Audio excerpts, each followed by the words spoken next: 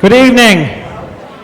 It's a little after 7. Welcome to East Bridgewater's special annual town meeting of June 10th, 2019. At this time, under the direction of Ray Ponte from the high school music department, we're going to be, the national anthem is going to be sung by some of the young adults in the jazz choir. So if you would please stand, remove your cap if you have one on.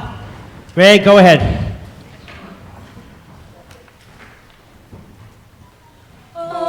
Say, can you see by the dawn's early light what so proudly we hailed at the twilight's last gleaming, whose broad stripes and bright stars through the perilous fight o'er the ramparts we watched were so gallantly streaming, and the rocket's red glare, the bombs bursting in air, gave proof through the night that our flag was still there.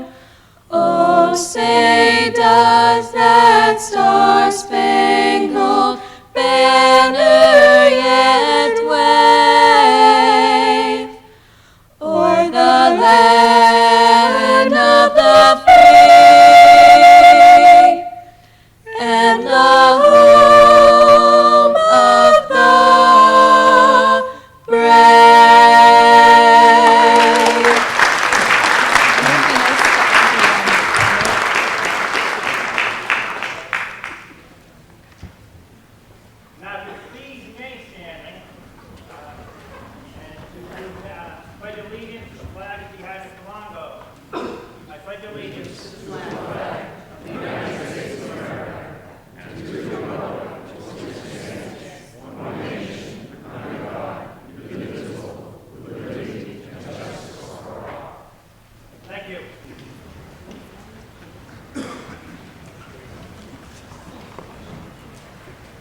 Prior to starting the meeting, I don't know if this is working.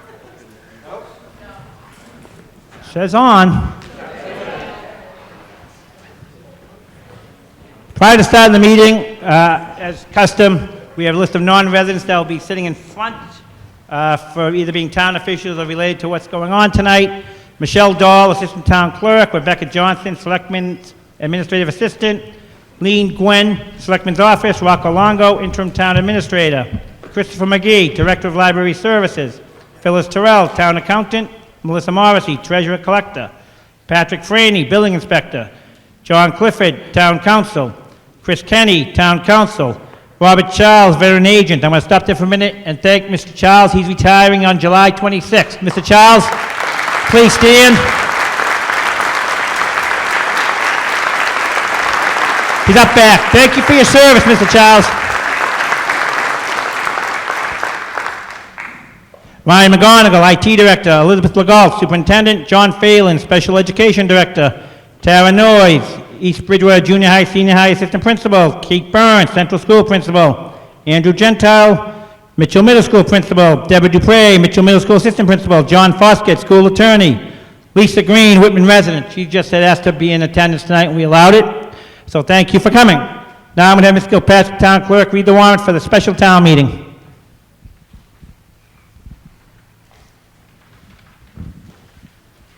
To either the constables of East Bridgewater in said county of Plymouth, greetings. In the name of the Commonwealth of Massachusetts, you are hereby directed to notify and warn the inhabitants of the town of East Bridgewater qualified to vote in the elections and town affairs to meet at the Junior-Senior High School Auditorium in said town on Monday evening, June 10th, 2019, at 7 p.m.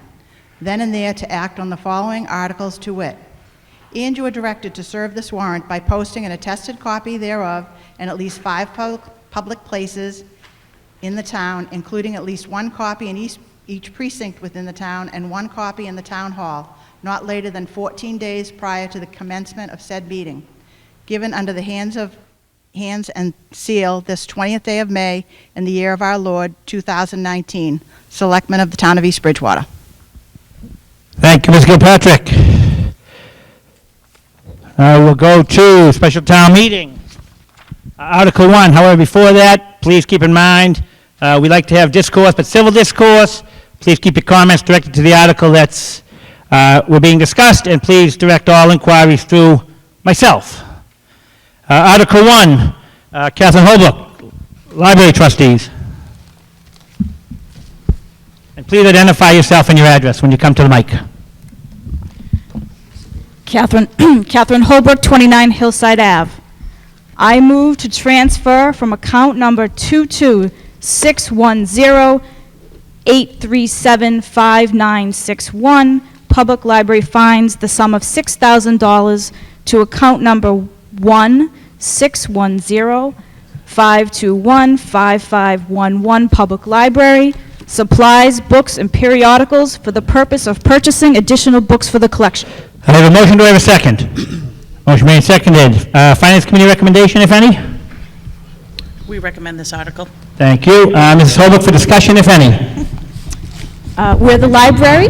We like to buy books and e-books and audiobooks for the patrons of our library. Thank you. Any further discussion on Article 1 as presented? This will require a majority vote. Seeing none, all in favor of Article 1 present, say aye. Aye. Opposed? Article 1 passes. Article 2, Mr. S. Scott Allen. Mr. Moderator, Scott Allen, Police Chief, I would like to make a motion on the floor to amend my article.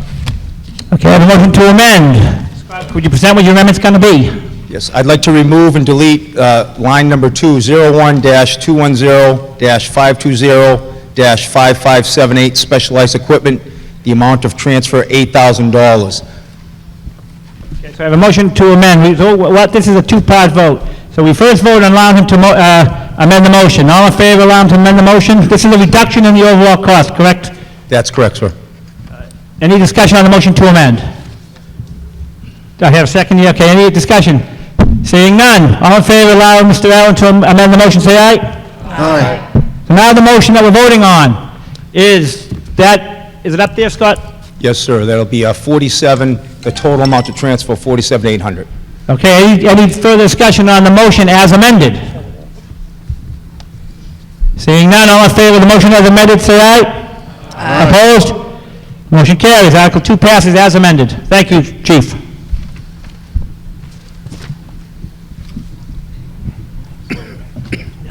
I'm going to declare that a unanimous vote. The clerk just needs me to clarify that.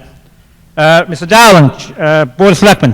Mr. Moderator, I move to transfer from account number 103593590, free cash, the sum of $10,000 to account number 11261261530, Town Administrator Search, for the purpose of hiring a firm to recruit a town administrator. I have a motion. Do I have a second? Second. Motion made and seconded. Finance Committee recommendation, if any. The Finance Committee recommends this article. Thank you. Mr. Dowling, for discussion, if any. It's simply to pay the firm Community Paradigm Associates in a search for the new town administrator. Any further discussion on Article 3 as presented? Seeing none, all in favor of Article 3 as presented, say aye. Aye. Opposed? Article 3 passed unanimously. Article 4, Chief Harron from the Fire Department. Mr. Moderator, I move to transfer from account number 1-0-359-3590, free cash, the sum of $18,500 to account number 1-220-1248-5241, parking lot repair for the purpose of repairing the parking lot entranceway of the fire department. I have a motion. Do I have a second? Motion made, seconded. Finance Committee recommendation, if any. Finance Committee recommends. This, just for Scrivener's error here, this is the parking lot and the entranceway. There's a Scrivener's error, we don't need to change anything, but it's parking lot and the entranceway. Am I correct, Chief? Correct. Thank you. For discussion, if any, Chief. I have a couple of spots in the parking lot, one by my annex building where we have frost heaves in the winter, and in the spring it sinks down, and the entranceway to the actual station, the concrete slab is cracked, which with about a 1-inch gap that creates a tripping hazard. Thank you. Any further discussion on Article 4 as presented? Seeing none, all in favor of Article 4 as presented, say aye. Aye. Opposed? Article 4 passes unanimously. Article 5, Chief Farron from the Fire Department. Mr. Moderator, I move to transfer from account of 1-0-359-3590, free cash, the sum of $29,277 to account number 1-220-1249-5163, sick leave buyback for the purpose of funding sick leave buyback for a retiring firefighter. I have a motion. Do I have a second? Motion made, seconded. Finance Committee recommendation? The Finance Committee recommends. Chief, for discussion, if any. I had a long-time firefighter retire, and I had budgeted for it. Thank you. Any further discussion on Article 5 as presented? Seeing none, all in favor of Article 5 as presented, say aye. Aye. Opposed? Article 5 passes unanimously. Thank you. Article 6, Mr. Haynes from the DPW. Mr. Moderator, I move to transfer the amount from the account number 1-0-359-3590, free cash, the sum of $80,000 into account number 66-403-520-4319, Solid Waste Enterprise Fund, Professional Services for Curbside Recycling, for the purpose of covering an anticipated shortfall in the FY 2019 operating budget due to the significant unanticipated volatility in the processing costs of recyclables. Thank you. I have a motion. Do I have a second? Motion made and seconded. Finance Committee recommendation. The Finance Committee recommends this article. For discussion, if any, Mr. Haynes. Just for a point of information, I think most of you are aware or have seen in the news the dramatic increase the entire country is facing in disposal of particularly recycling. The processing fees for that cost have almost tripled over the last 9 months from what was anticipated. So this article is to fund that shortfall. Thank you. Any further discussion on Article 6 as presented? Seeing none, all in favor of Article 6 as presented, say aye. Aye. Opposed? Article 6 passes unanimously. Thank you. Well, I will entertain a motion to dissolve the special town meeting, since that was our last article. I need to entertain a motion to end it, to adjourn. Thank you. Motion made. All in favor? Aye. Now, at this time, I'm going to ask Mr. Longo, our interim town administrator. He is going to make a brief presentation on the, I guess you call it fiscal condition, and they're also going to have Superintendent Legault make a very brief presentation after, because our next meeting cannot start until 7:30, and I don't think we're quite there yet. We're not there, so we're going to be entertained. Mr. Longo. Thank you, Mr. Moderator. As I was introduced, my name is Rocco Longo, and I retired about a year ago after working 42 years in local government. Most of the last 21 years, it's been in the town of Duxbury and the town of Marshfield. I started working in the town of East Bridgewater as an interim town administrator on April 11th, so it's 2 months' experience on the job. But it has been a great privilege to work in East Bridgewater, and I'm grateful to the Board of Selectmen for giving me this opportunity. During my career, the budget process typically takes, in the towns that I've worked in, it's an 8-month process. So my involvement in the town of East Bridgewater has been completely abridged. But to get to where we are tonight, it took a ton of teamwork, and I'm grateful for the support I've had from the fiscal team, namely Phyllis Terrell, the town accountant, Paula Wolf, the director of assessing, and Melissa Morrissey, the collector treasurer. They've been very helpful to me putting the budget together. I've also had a couple meetings with department heads and tried to get everything organized and hear their input. And I've had great support from Michelle Ahern and Laura Sebastian on the Finance Committee. They've all have been very helpful. So, and finally, I do want to say that I'm grateful for the support I've gotten in the Selectman's office, namely with Rebecca Johnson and Lee Nguyen. So the transition period's a bit of a difficult time, and it's difficult in any organization. So in a 2-month period, there's not a whole lot of information that gets out there about the budget. So I did ask the moderator if the superintendent, Liz Legault, and I can make a brief presentation about the budget, and I'm going to cover that right now as we go forward. I'll talk about the revenues very briefly, some fixed costs items, and then I'll cover the expenditures, and then I'll talk about the bottom line. So the first slide is on the levy. Basically, the levy is, there's 4 sources of revenue. This is the first source of revenue I'll talk about. And the levy, as presented, basically complies with Prop 2.5. So if you focus on the column for the FY20 column, going down the line, the statutory increase that 2.5 allows is the $683,000. The new growth figure is $225,000, and that's provided by the Director of Assessing, Paula Wolf. I think it's a conservative estimate, but I think it's a good start in the budget process. So the levy for those categories is $28 million. But then you add the debt exclusion that you approved at the ballot box of roughly $3 million. The bottom line for the levy is $31,238,853. So it's roughly a 3% increase as it shows on the bottom of the slide. Now the levy makes up about 60% of the town's revenue. The next revenue source that I'll talk about briefly is state aid. It comes to the town on the cherry sheet, and again, focusing on the column that says estimated fiscal year 20. There's a couple points that I would like to make. First of all, you'll see the proposed state aid it starts out at $13,033,833, and then because of school tuition and the library grant, that money goes directly to the library. That's a supplement to their operating budget, so they get $20,560 from the state for use at the library under the authority of the trustees.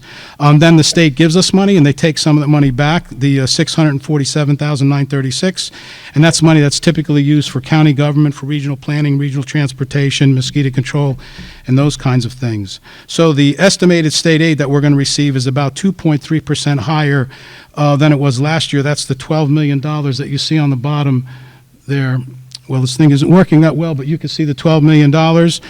And the good news is when we got information from the state aid, from the governor's budget to the House budget to the Senate budget, each time the numbers were slightly increasing.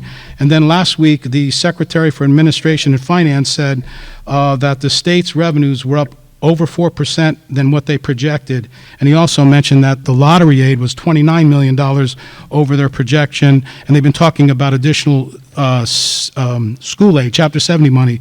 So the good news is this is a very conservative estimate, and hopefully when you return in the fall to a special town meeting or when the numbers are finally categorized, you'll see that this number is very conservative, and it'll be a good number to work this budget. The state aid is roughly 23% of the town's revenue.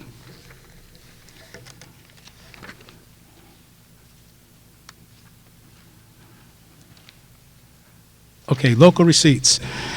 This is the third source of revenue, and this was, I spent a lot of time with the town accountant, Phyllis Terrell, on this, and we looked back at what was given over the past the actual receipts for the town, and you can see that the motor vehicle excise tax makes up about 2/3 of that revenue. That's the $2,021,159. So it's about a $75,000 increase, and it certainly is going to be helpful to the town. And we noticed that our interest rates, the investments that the collector treasurer makes, have been up a little bit. So the bottom line is that this revenue is projected to be $3,031,569, which is about $241,000 more than last year.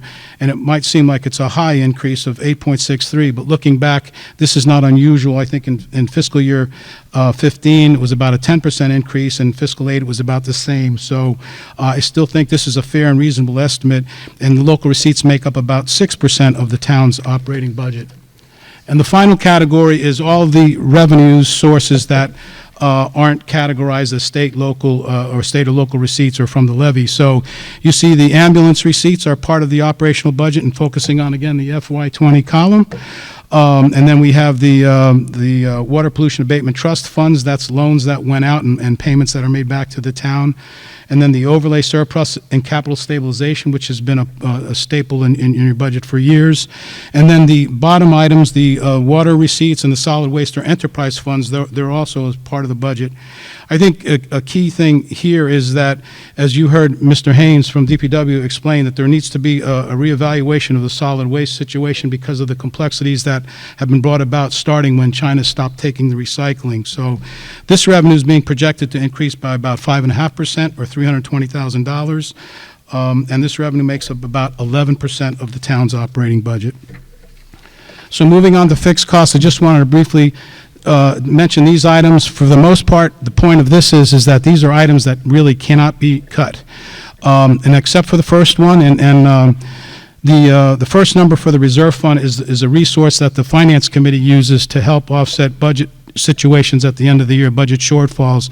Now, I will say that in the budget, the FinCom, as they work the budget to balance the budget, they reduce that number from 150 to 135. So in the budget book, when you see that number, it's going to be 135.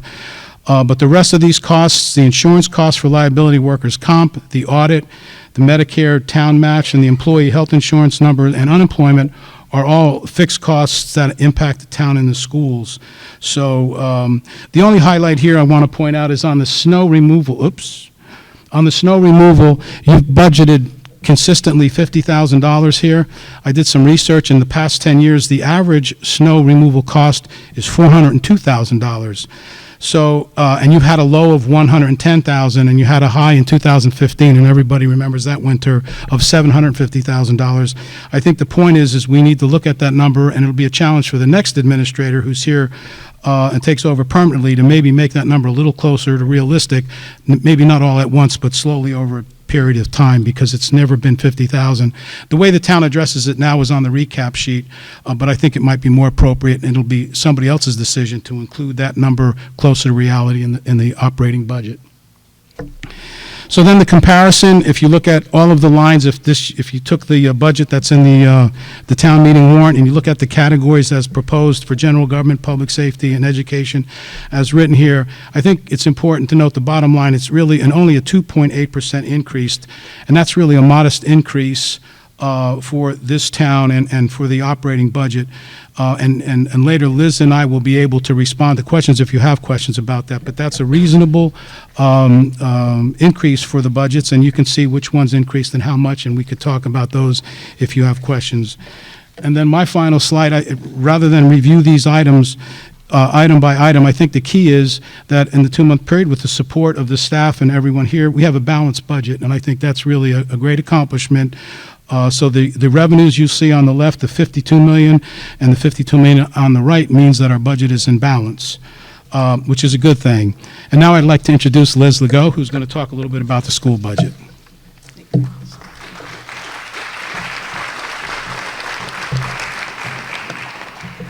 On behalf of the school department, I would just like to thank the town. Rocco Longo has been great to work with the last few weeks. It's been a short term, but we have gotten a lot of work done. I want to thank Chief Allen, Chief Herron, John Haynes, and the rest of the department heads. Would like to thank FinCom and all of the selectmen for working with us to try to get a balanced budget for the town and also to help us with the school department.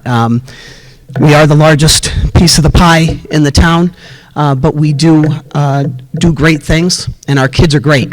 And we want to continue to push forward and do the right things with our students. This budget presentation is the same slides that we used earlier in the year to do the certified budget with the school committee.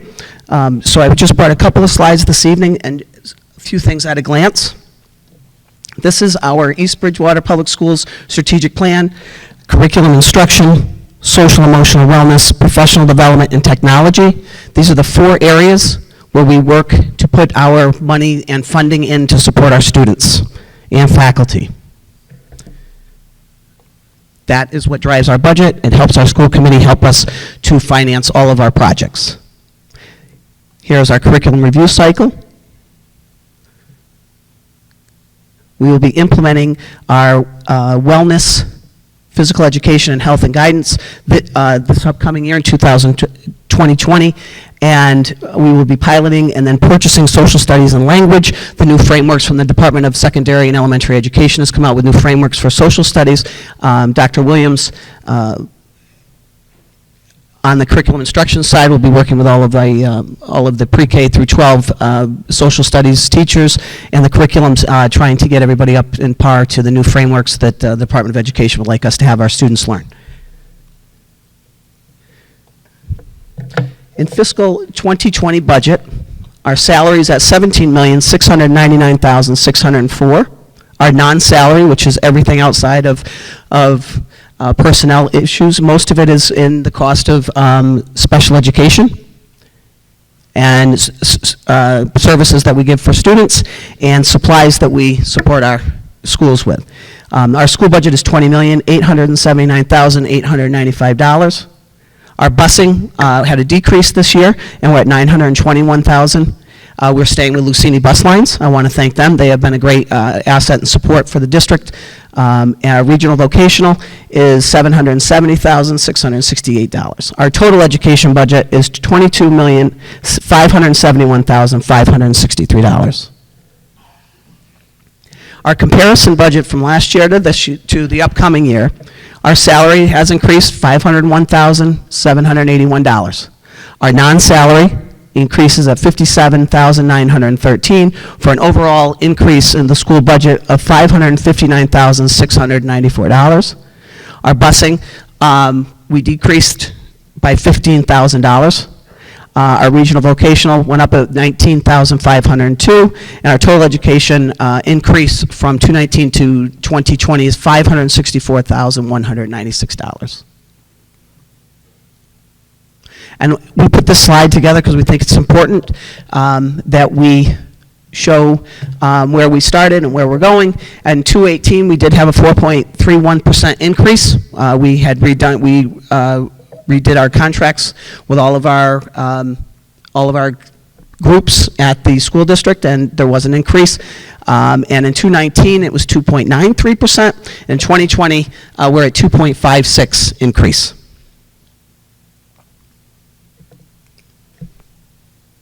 And that's it. Thank you, Rick.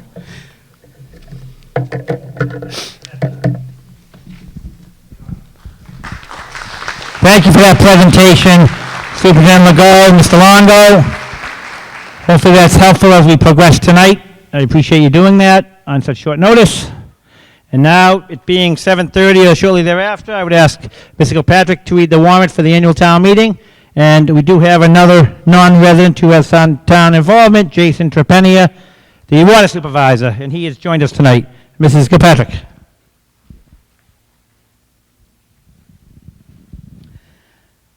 To either of the Constable of East Bridgewater and the County of Plymouth, greetings. In the name of the Commonwealth of Massachusetts, you are hereby directed to notify and warn the inhabitants of the town of East Bridgewater, qualified to vote in elections and town affairs, to meet at the Junior-Senior High School Auditorium in said town on Monday evening, June 10th, 2019, at 7:30 p.m.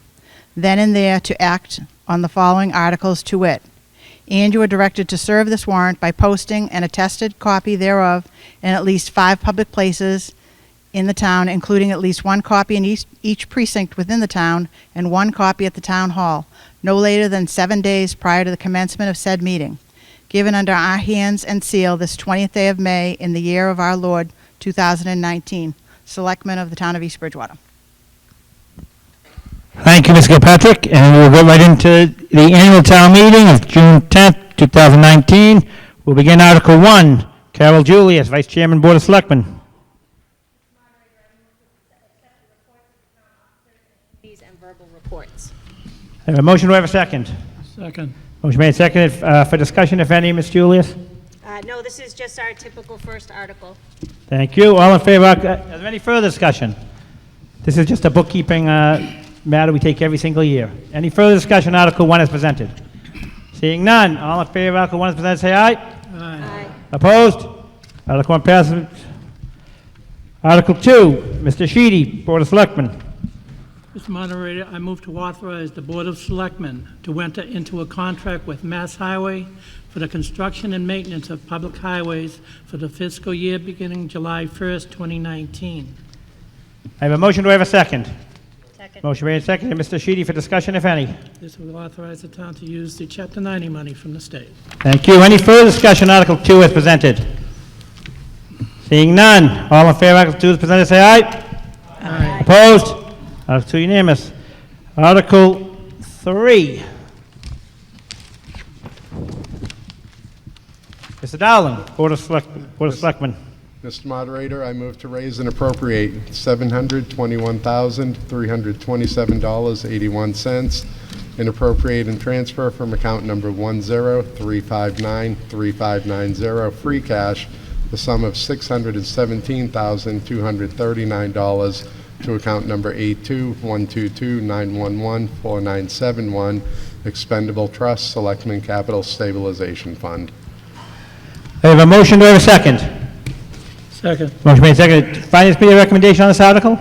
The Finance Committee recommends the article. This will require a two-thirds vote. Mr. Dowling, for discussion, if any. We do this yearly. This pretty much covers the capital projects that will be put forth this evening. Thank you. Any further discussion on Article 3 as presented? Seeing none, all in favor of Article 3 as presented, say aye. Aye. Opposed? Unanimous. Article 4, Michelle Ahern. I move to raise and appropriate and/or appropriate and transfer from available funds the sum of money in the column entitled Totals Recommended by Finance Committee for Vote to be appropriated for the various purposes designated, each total recommended being considered a separate appropriation, and that the town vote to raise and/or appropriate from taxation, borrowing, free cash, overlay reserve, or by transfers from available funds, such sums of money as may be required to defray town charges for the fiscal year ending June 30th, 2020, and expressly for the following purposes. I have a motion, do I have a second? How this works is, we don't necessarily vote on what she just read. We're then going to go into each individual section of the budget. First one being general government, public safety, school, and then we vote on the whole budget at the end. So a motion's been made, so we're going to go to general government, and that's what you will make the motion on, to spend, appropriate X amount of money for general government. Those figures that I have them are in my booklet. I don't know if you have on other papers, but Mr. Ahern, we'll go general government first. Yep, correct. So on page 8, And she's referencing this in the booklet. in your annual town meeting book, yes. I move that for the general government, we raise and appropriate the amount recommended and specified by the Finance Committee as printed in the column marked Total Voted by Town Meeting 2020, a total of $12,157,442.35. I have a motion on general government. Do I have a second? Second. Second. For discussion, if any? That means you don't have to, if you don't want to. Yeah, we don't have any discussion. Any further discussion on general government, the motion for general government as presented? Seeing none. All in favor of the amount allotted to general government, say aye. Aye. Opposed? That's unanimous. Mr. Ahern, the next one is public safety, Okay, correct? yes. Page 13 in your books. I move that for the protection of persons and property We raise and appropriate the amount recommended and specified by the Finance Committee as printed in the column marked Total Voted by Town Meeting 2020, a total of $5,657,190.14.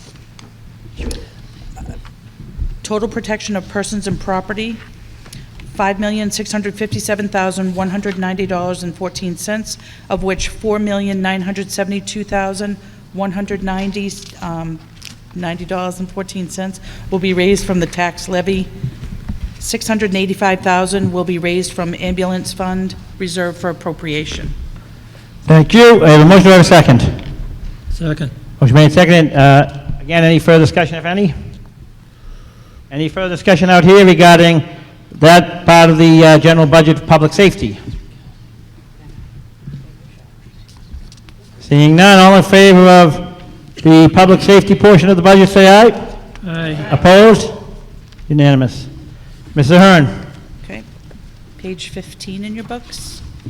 I move that for total school department, we raise and appropriate the amount recommended and specified by the Finance Committee as printed in the column marked Total Voted by Town Meeting 2020, a total of $20,879,895.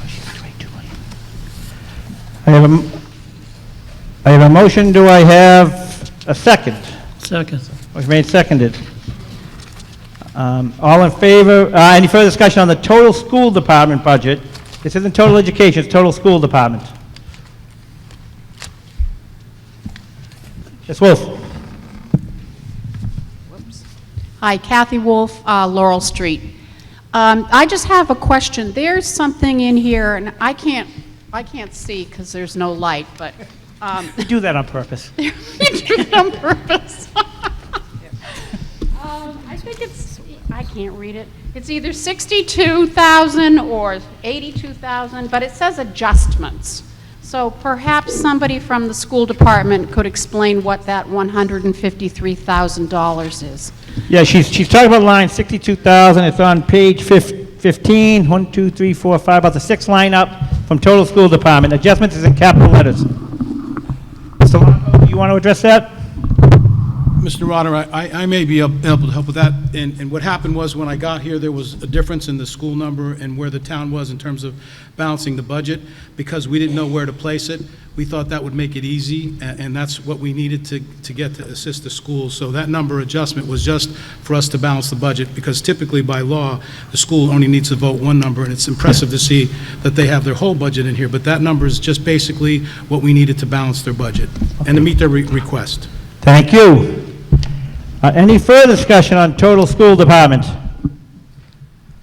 Seeing none, oh, I'm sorry.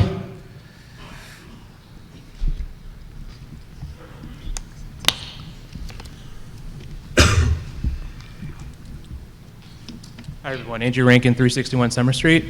I'm just curious, so previously, the school budget, I heard the number of 2.75% increase, and tonight it was just put up as 2.56%. Is that just, what was the difference in that? Unless I am misunderstanding, that's the other thing. Okay. So the number that Superintendent Legault, the number you had up there was 2.56 for this fiscal year, correct? Mr. Shea, do you want to address that? Or? Yeah, previously it was, at least former meeting, and my understanding was that it was actually supposed to be 2.75%, which is almost a $45,000 difference. So I'm just wondering. Mr. Shea, business manager for the school department. I believe the difference in the 2.75 and the 2.56 is when you take into account busing and also the regional vocational. And we are going to be voting on the rest of it. Thank you, John. You got it? Yes. Okay.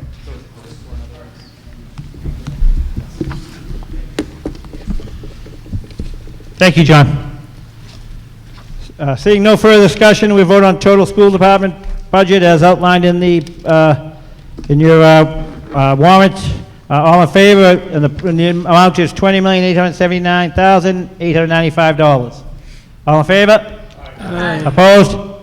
Passes. School busing. I move that for the total school busing pupil transport, we raise and appropriate the amount recommended and specified by the Finance Committee, as printed in the column marked total voted by town meeting 2020, a total of $921,000. I have a motion, do I have a second? Been seconded. I assume there's no other discussion? No other discussion. Any further discussion on school busing? Seeing none, all in favor of the school busing in the sum as just outlined by Mr. Hearn, say aye. Aye. Opposed? Regional Vocational High School. I move that for the total regional vocational high school assessment, we raise and appropriate the amount recommended and specified by the Finance Committee as printed in the column marked total voted by town meeting 2020, a total of $770,668. Thank you. Any further discussion on Regional Vocational High School? Seeing none, all in favor of Regional Vocational High School as outlined by Mr. Hearn, say aye. Aye. Opposed? That passes. Now we're voting on the total education budget. Mr. Hearn. It's that, it's just, we have to go through those total lines that add up. Okay. But there's no paper for that. That's fine. It would be the last one in your book, page 15, the bottom line figure, the very last figure on that page. Wing it. I do. I moved to raise and appropriate. Hold on. I'll get back to this one. $22,571,563. Total education budget. Thank you. Do I have a second? Second. Motion made second. That again is just a total of what we already voted on. We just had to vote for Three the pieces. whole amount. Any further discussion on total education of the figure that's just given by Mr. Hearn? I can't hear you, and you have to come to the mic. You have to identify yourself. John Margie, Teal Lane. Can we just page up to the slide that shows the total and where the money's coming from? Mr. Moderator? Here we go.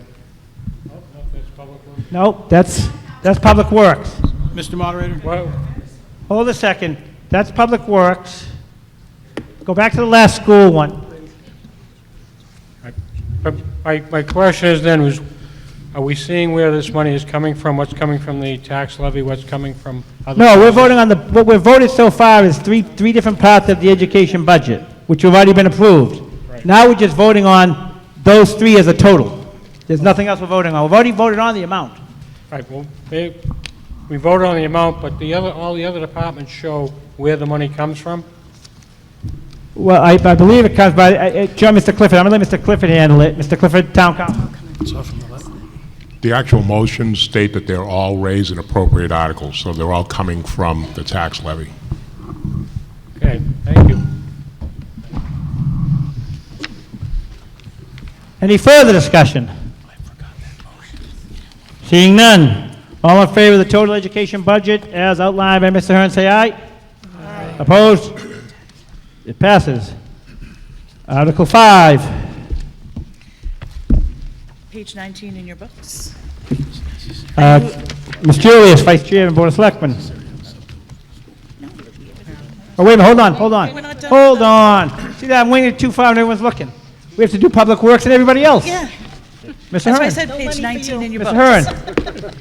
I move that for the total Public Works, we raise and appropriate the amount recommended and specified by the Finance Committee as printed in the column marked total voted by town meeting 2020, a total of $3,906,413.87. The total Public Works of $3,906,413.87, of which $1,155,427.12 will be raised from the tax levy, $2,250,986.75 will be raised from water revenue, $500,000 will be raised from water unreserved fund balance. Thank you. Do I have a second? Second. Motion made second. For discussion, if any, on Public Works. Seeing none, all in favor of the Public Works budget as outlined on page 19, say aye. Aye. Opposed? Passes. Mr. Hearn. Okay, page 22 in your books. I move that for total human services, we raise and appropriate the amount recommended and specified by the Finance Committee as printed in the column marked total voted by town meeting 2020, a total of $1,764,876.45. Total human services, $1,764,876.45, of which $821,520.37 will be raised from the tax levy, $743,356.08 will be raised from solid waste revenue, $200,000 will be raised from free cash. I have a motion, do I have a second? Second. Motion made, seconded. Any discussion on total human services? Seeing none, all in favor of the total human services budget as outlined by Mrs. Hearn, say aye. Aye. Opposed? Passes. Mr. Hearn. Page 23 in your books. I move that for total culture and recreation, we raise and appropriate the amount recommended and specified by the Finance Committee as printed in the column marked total voted by town meeting 2020, a total of $515,390.62. I have a motion, do I have a second? Second. Motion made, seconded. Mr. Maggi, now I understand what you were asking. I apologize before. This one doesn't have it either. So the question will come again. Mr. Cliff, can I ask you a question? So this again is coming from raise and appropriate from tax levy? Right, when we use the Yes. term raise and appropriate, it's always from the tax Yep, levy. I just want to make sure, because that was what Mr. Maggi had asked earlier. Mr. Maggi? Just as a point, every one of these is said raise and appropriate, even though some have totally coming from, obviously, the tax levy, but others, like the school department, does that number include what we're getting back for Chapter 70 money, revolving accounts, or whatever else goes into it, things like that? That's the point, that it's kind of not obvious where the money's coming from there. Is that $22 million the total school budget, or is it really more than that? Not that it's costing the town more, I'm not worried about that, it's just the clarity of the motion isn't there that it is on these other items that take money from different places. Thank you, Mr. Maggi, but I see what you were asking earlier. So this, if I understand it, this total The total, culture recreation is coming from tax levy, even though it doesn't specify it, because it's a given, that's what we're looking at, John? That's correct. Okay. So, any further discussion on total culture recreation? Seeing none, all in favor of total culture recreation as presented, say aye. Aye. Opposed? That passes. Mr. Hearn. page 27 in your books. I move that for total debt service, we raise and appropriate the amount recommended and specified by the Finance Committee as printed in the column marked total voted by town meeting 2020, a total of $4,214,340.57. Total debt service of the $4,214,340.57, of which $3,008,655.84 will be raised from the tax levy, $100,000 will be raised from overlay surplus, $202,176.73 will be raised from WPAT Reserve Fund, $903,508 will be raised from the Capital Stabilization Fund. Thank you. I have a motion. Do I have a second? Second. Again, any discussion on total debt service as presented? Mr. Clifford? This will require a two-thirds vote. Yes. Got that written down. I might have tried to skip it, but I haven't. Thank you, John. Any further discussion on total debt service? Seeing none. All in favor of the total debt service outlined in your book and by Mr. Hearn, say aye. Aye. Opposed? That passes unanimously. Now we vote, Mr. Hearn, on the total general. Now we vote on the whole budget as a whole. Yep. So for transfers, there's $2,590,684.73 to raise from the tax levy, $48,196,532.27 for a total budget of $50,787,217. Thank you. I have a motion. Do I have a second? Second. Thank you. Any discussion on the total general fund, which is our budget, of $50,787,217? Seeing none, all in favor of the total general fund, which is our budget of that amount, say aye. Aye. Opposed? Passed unanimously. Now we can go on to Article 5. Ms. Julius, Board of Selectmen. Mr. Moderator, I move to accept Article 5 as printed. I have a motion. Do I have a second? Second. Motion made and seconded. Finance Committee recommendation? The Finance Committee recommends this. Ms. Julius, for discussion, if any? This is an article we do every year. It sets the salary scales for our employees that aren't in collective bargaining. Thank you. Any further discussion on Article 5 as presented? Seeing none, all in favor of Article 5 as presented, say aye. Aye. Opposed? Article 5 passes. Article 6, Mr. Sheedy. Mr. Moderator, I move to accept Article 6 as printed. Thank you. I have a motion. Do I have a second?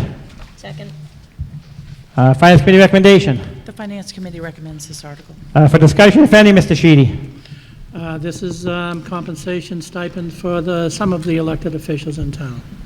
Thank you. Any further discussion on Article 6 is presented? I know you're heartbroken I haven't got a raise, but I can live with it. All in favor, seeing none, all in favor Article 6 is presented, say aye. Aye. Opposed? Article 6 passes. Article 7, Mr. Dowling.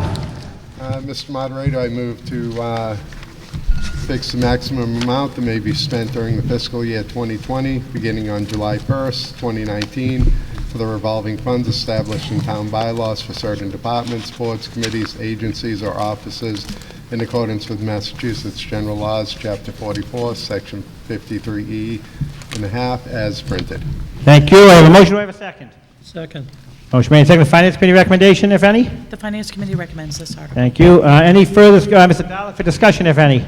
We do this every year. It basically sets the annual spending limits on revolving funds for different departments.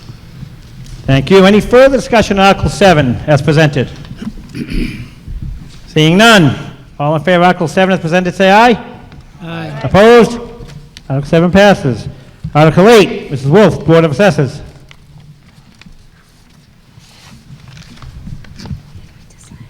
I move to accept the provisions of Massachusetts General Law, Chapter 59, Section 5C and a half, authorizing an increase of 50% for property tax exemptions under Clause 17D, 22, 22A, 22B, 22C, 22D, 22E, 37A, and 41C of Section 5 of Chapter 59 of the General Laws for blind, elderly, widowed, and disabled American veterans with a service-connected disability for fiscal 2020, or take any other action relative thereto.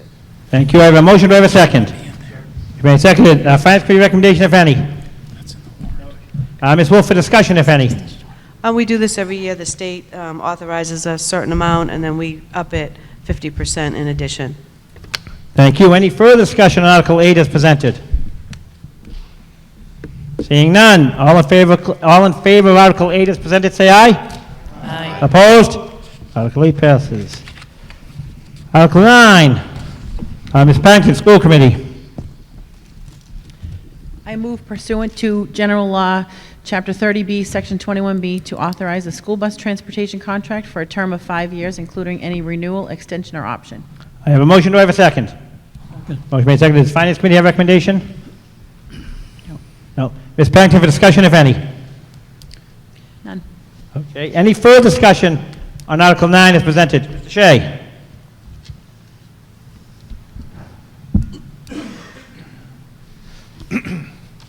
Just for clarification, state procurement rules only allow us to contract for 3 years. We went out to bid this winter. We felt it would be advantageous to the town if we were allowed to go out 5 years for the busing contract. We received bids, and it was advantageous to the town. Our first bid for 2020 was $921,000, which was less than what we're currently paying. and the contract includes a 1.3% increase on an annual basis. Thank you, Mr. Shea. Any further discussion on Article 9 as presented? Seeing none. All in favor of Article 9 as presented, say aye. Aye. Opposed? Article 9 passes. Article 10, Ms. Julius. Mr. Moderator, I move to appropriate $84,801.62 from the premium paid to town upon the sale of the $1,627,000 general obligation municipal purpose loan of 2019 bonds dated March 5th, 2019, to pay a portion of the cost of the Central School Boiler Project authorized under the vote of the town passed September 24th, 2018, Article 1, and to reduce the amount authorized to be borrowed for such project, but not yet issued by the town by the same amount. Thank you. Motion, do I have a second? Second. Motion made second. Does Finance Committee have a recommendation? The Finance Committee recommends this article. Ms. Julius for discussion, if any. I have no discussion on this one. Thank you. Any further discussion on Article 10 as presented? Seeing none. All in favor of Article 10 as presented, say aye. Aye. Aye. Opposed? Article 10 passes. Article 11 is Mr. Babcock here. It's by petition.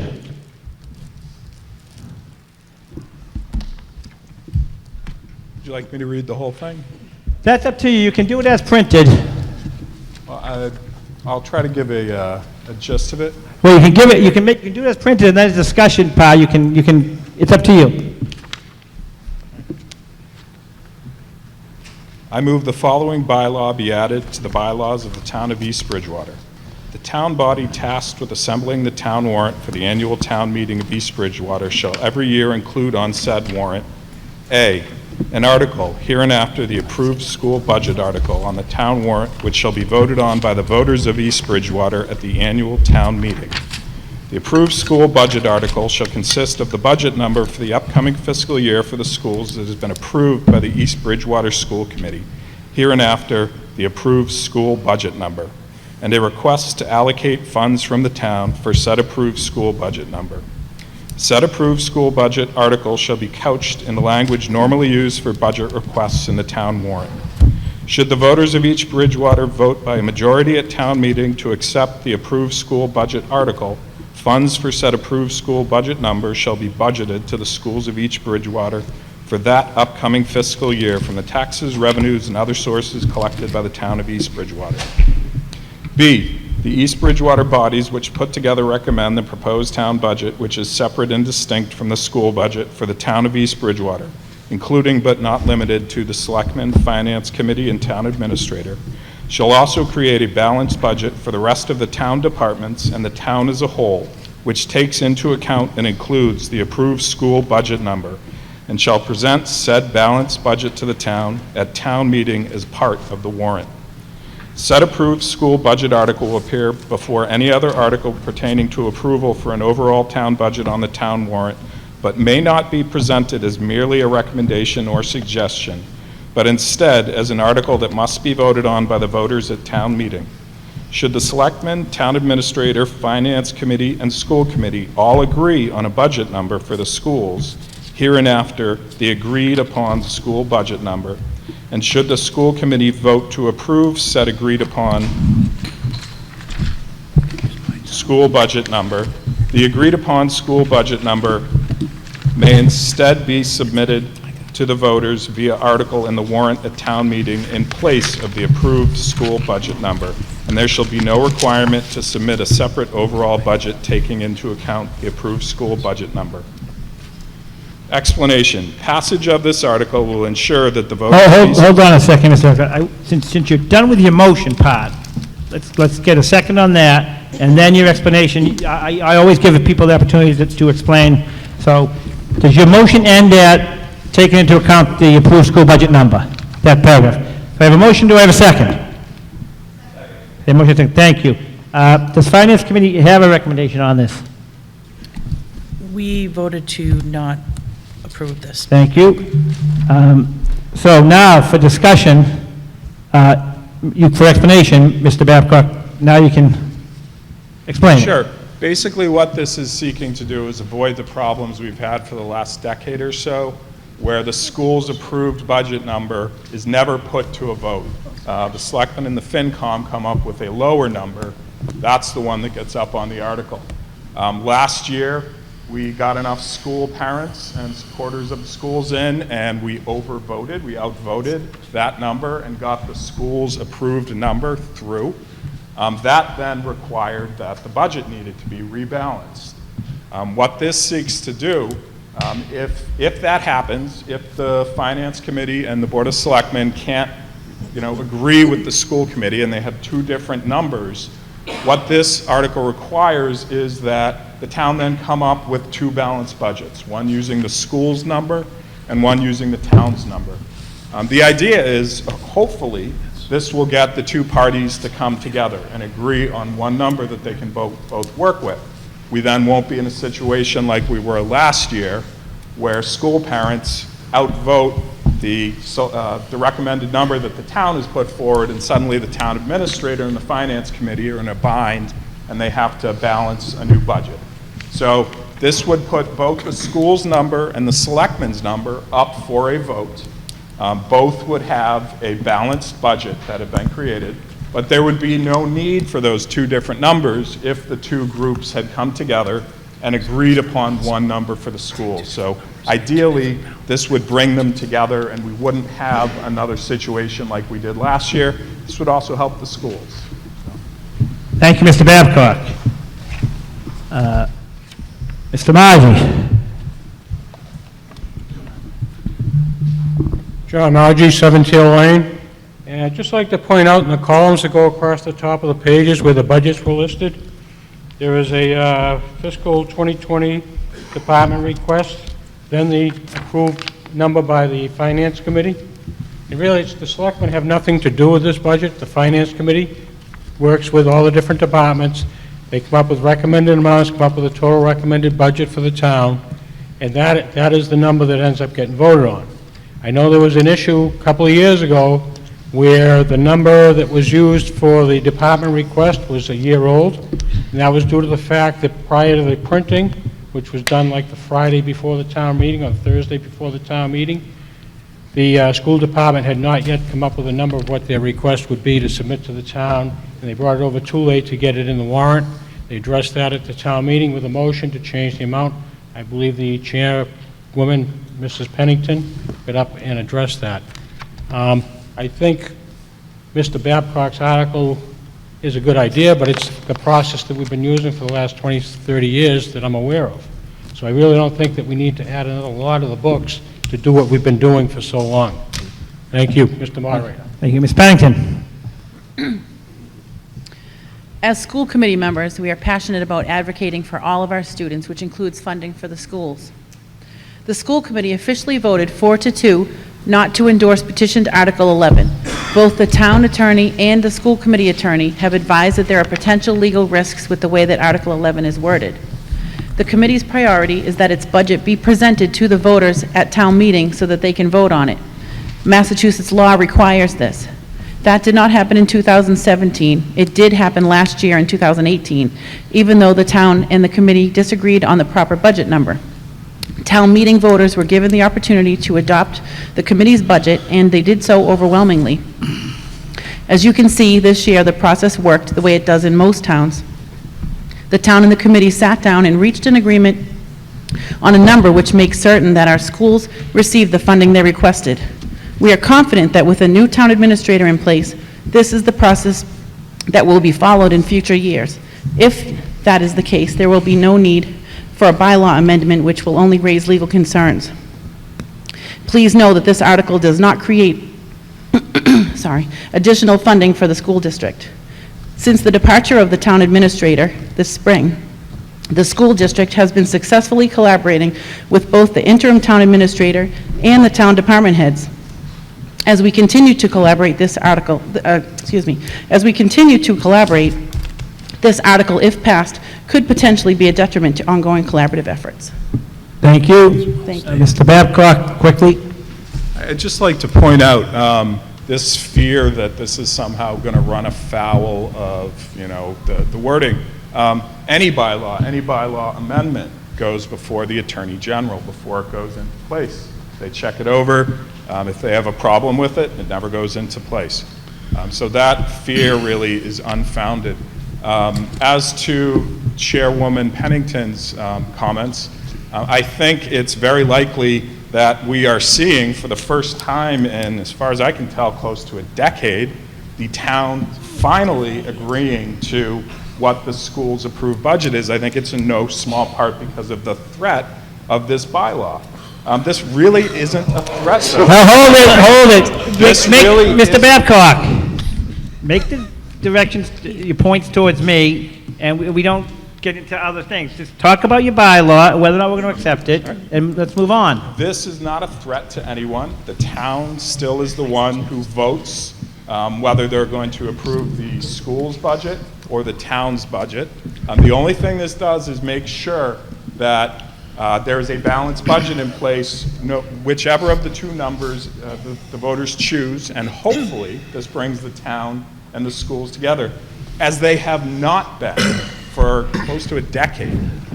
Thank you. Ms. Pennington, briefly, and Mr. Walsh will be next. I can attest to the collaboration that has been occurring since the other town administrator left, because I was in those meetings, and there was no fight. Everybody agreed, and so what Mr. Babcock said was not accurate about this All year. right, again, just direct them towards I here. just want to point that out.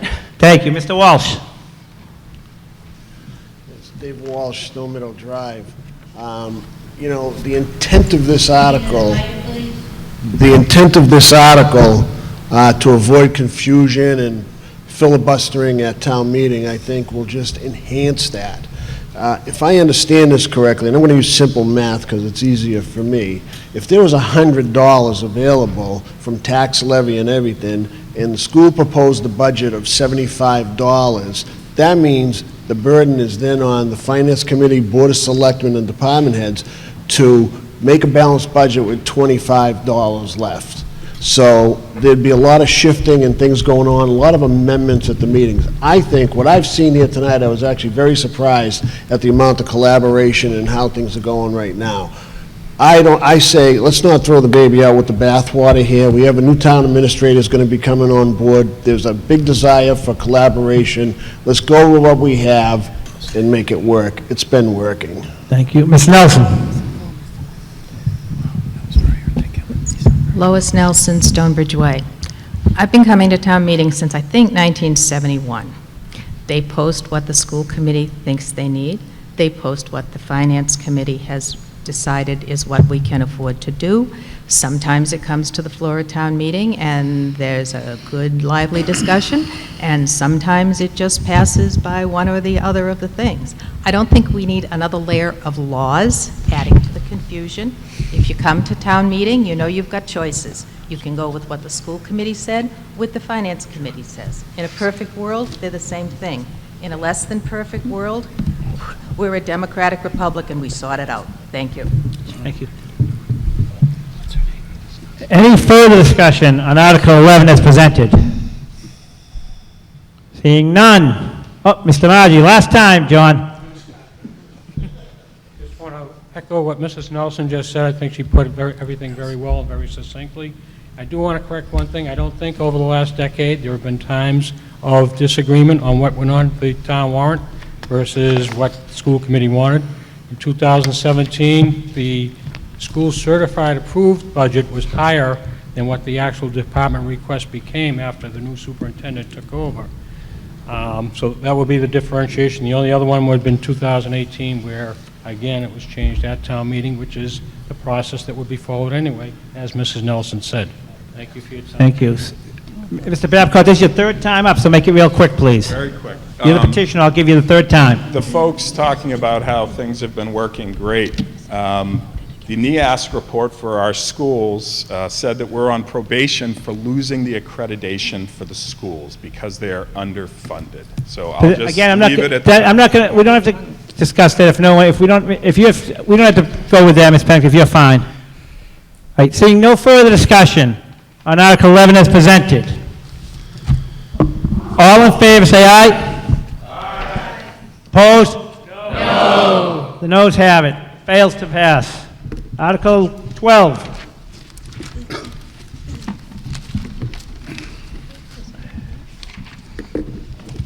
I'm going to get to the end of that. Mr. Sheedy. Mr. Moderator, I move to authorize the Board of Selectmen to petition the General Court to enact special legislation relative to providing for recall elections for the purposes stated herein and in the form of substantively similar as printed in the warrant. I have a motion. Do I have a second? Second. I have a motion. Mr. Sheedy, for discussion, if any. This is a article that was presented in front of town meeting back in 2015 that never made it through the state, never made it through the House and the Senate. So based on the time it took for them not to enact on it, we were required to bring it in front of town meeting again. Thank you. Any further discussion on Article 12 as presented? Seeing none. All in favor, Article 12 as presented, say aye. Aye. Opposed? Article 12 passes. Article 13, Ms. Pennington. I move to transfer from account number 103593590, free cash, the sum of $6,219.19 to account number 26330602491, sped reserve fund. I have a motion. Do I have a second? Motion made, seconded. Does Finance Committee have a recommendation? We recommend this article. Thank you. For discussion, if any, Ms. Pennington? I would defer to John Shea. Mr. Shea, Business Manager for Schools. At a prior town meeting, the town voted to create a special education reserve fund.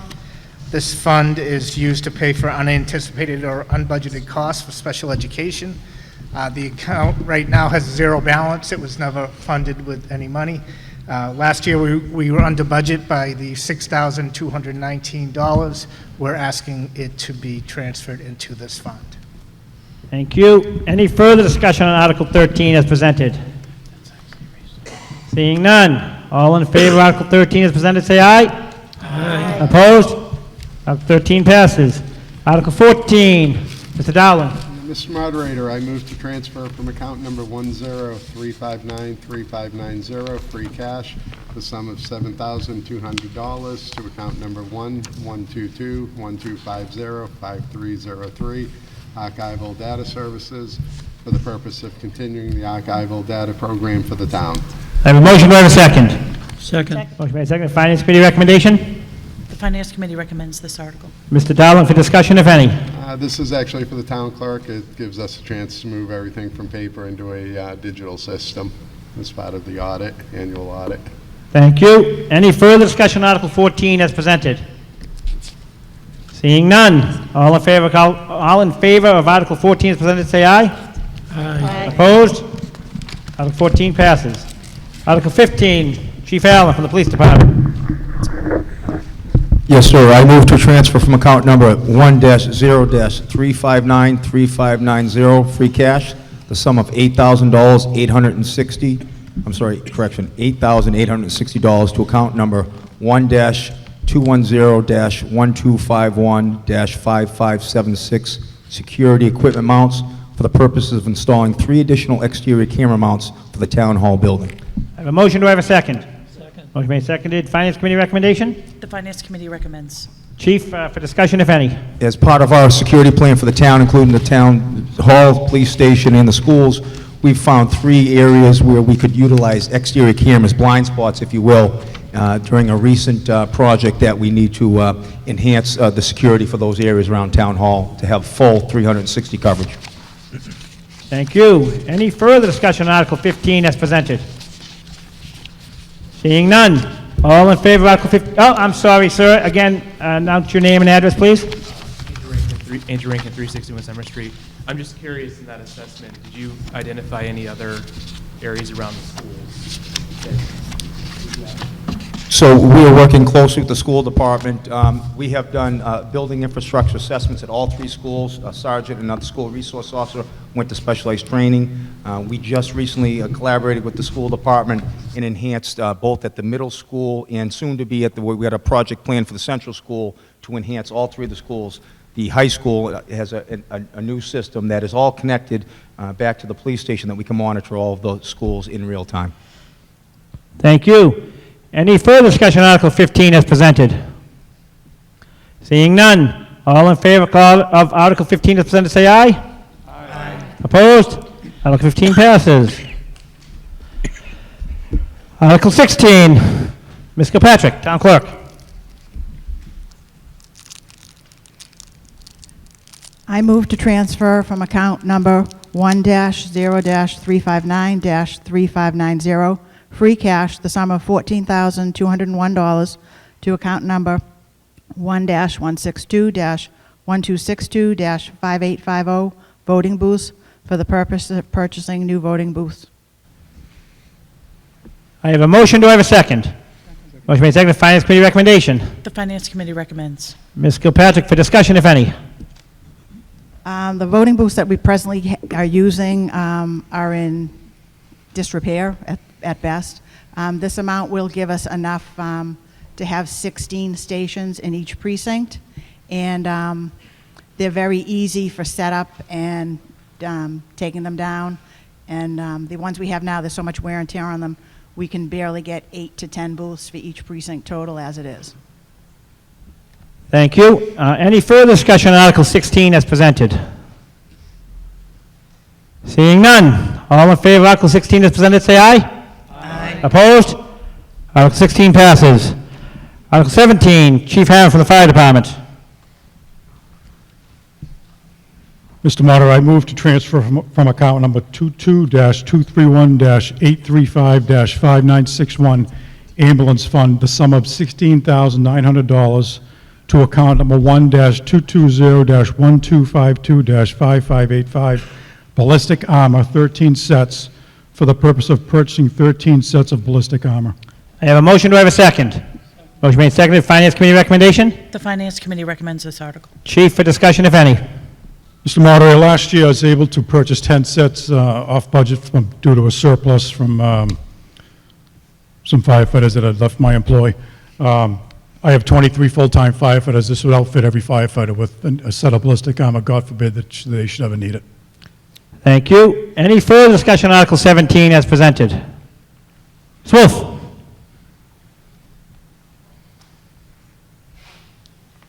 Kathy Wolf, 272 Laurel Street.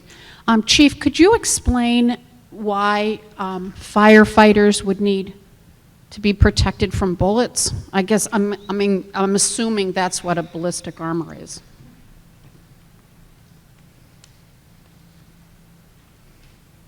So unfortunately, across our country, there's been numerous school shootings, business shootings.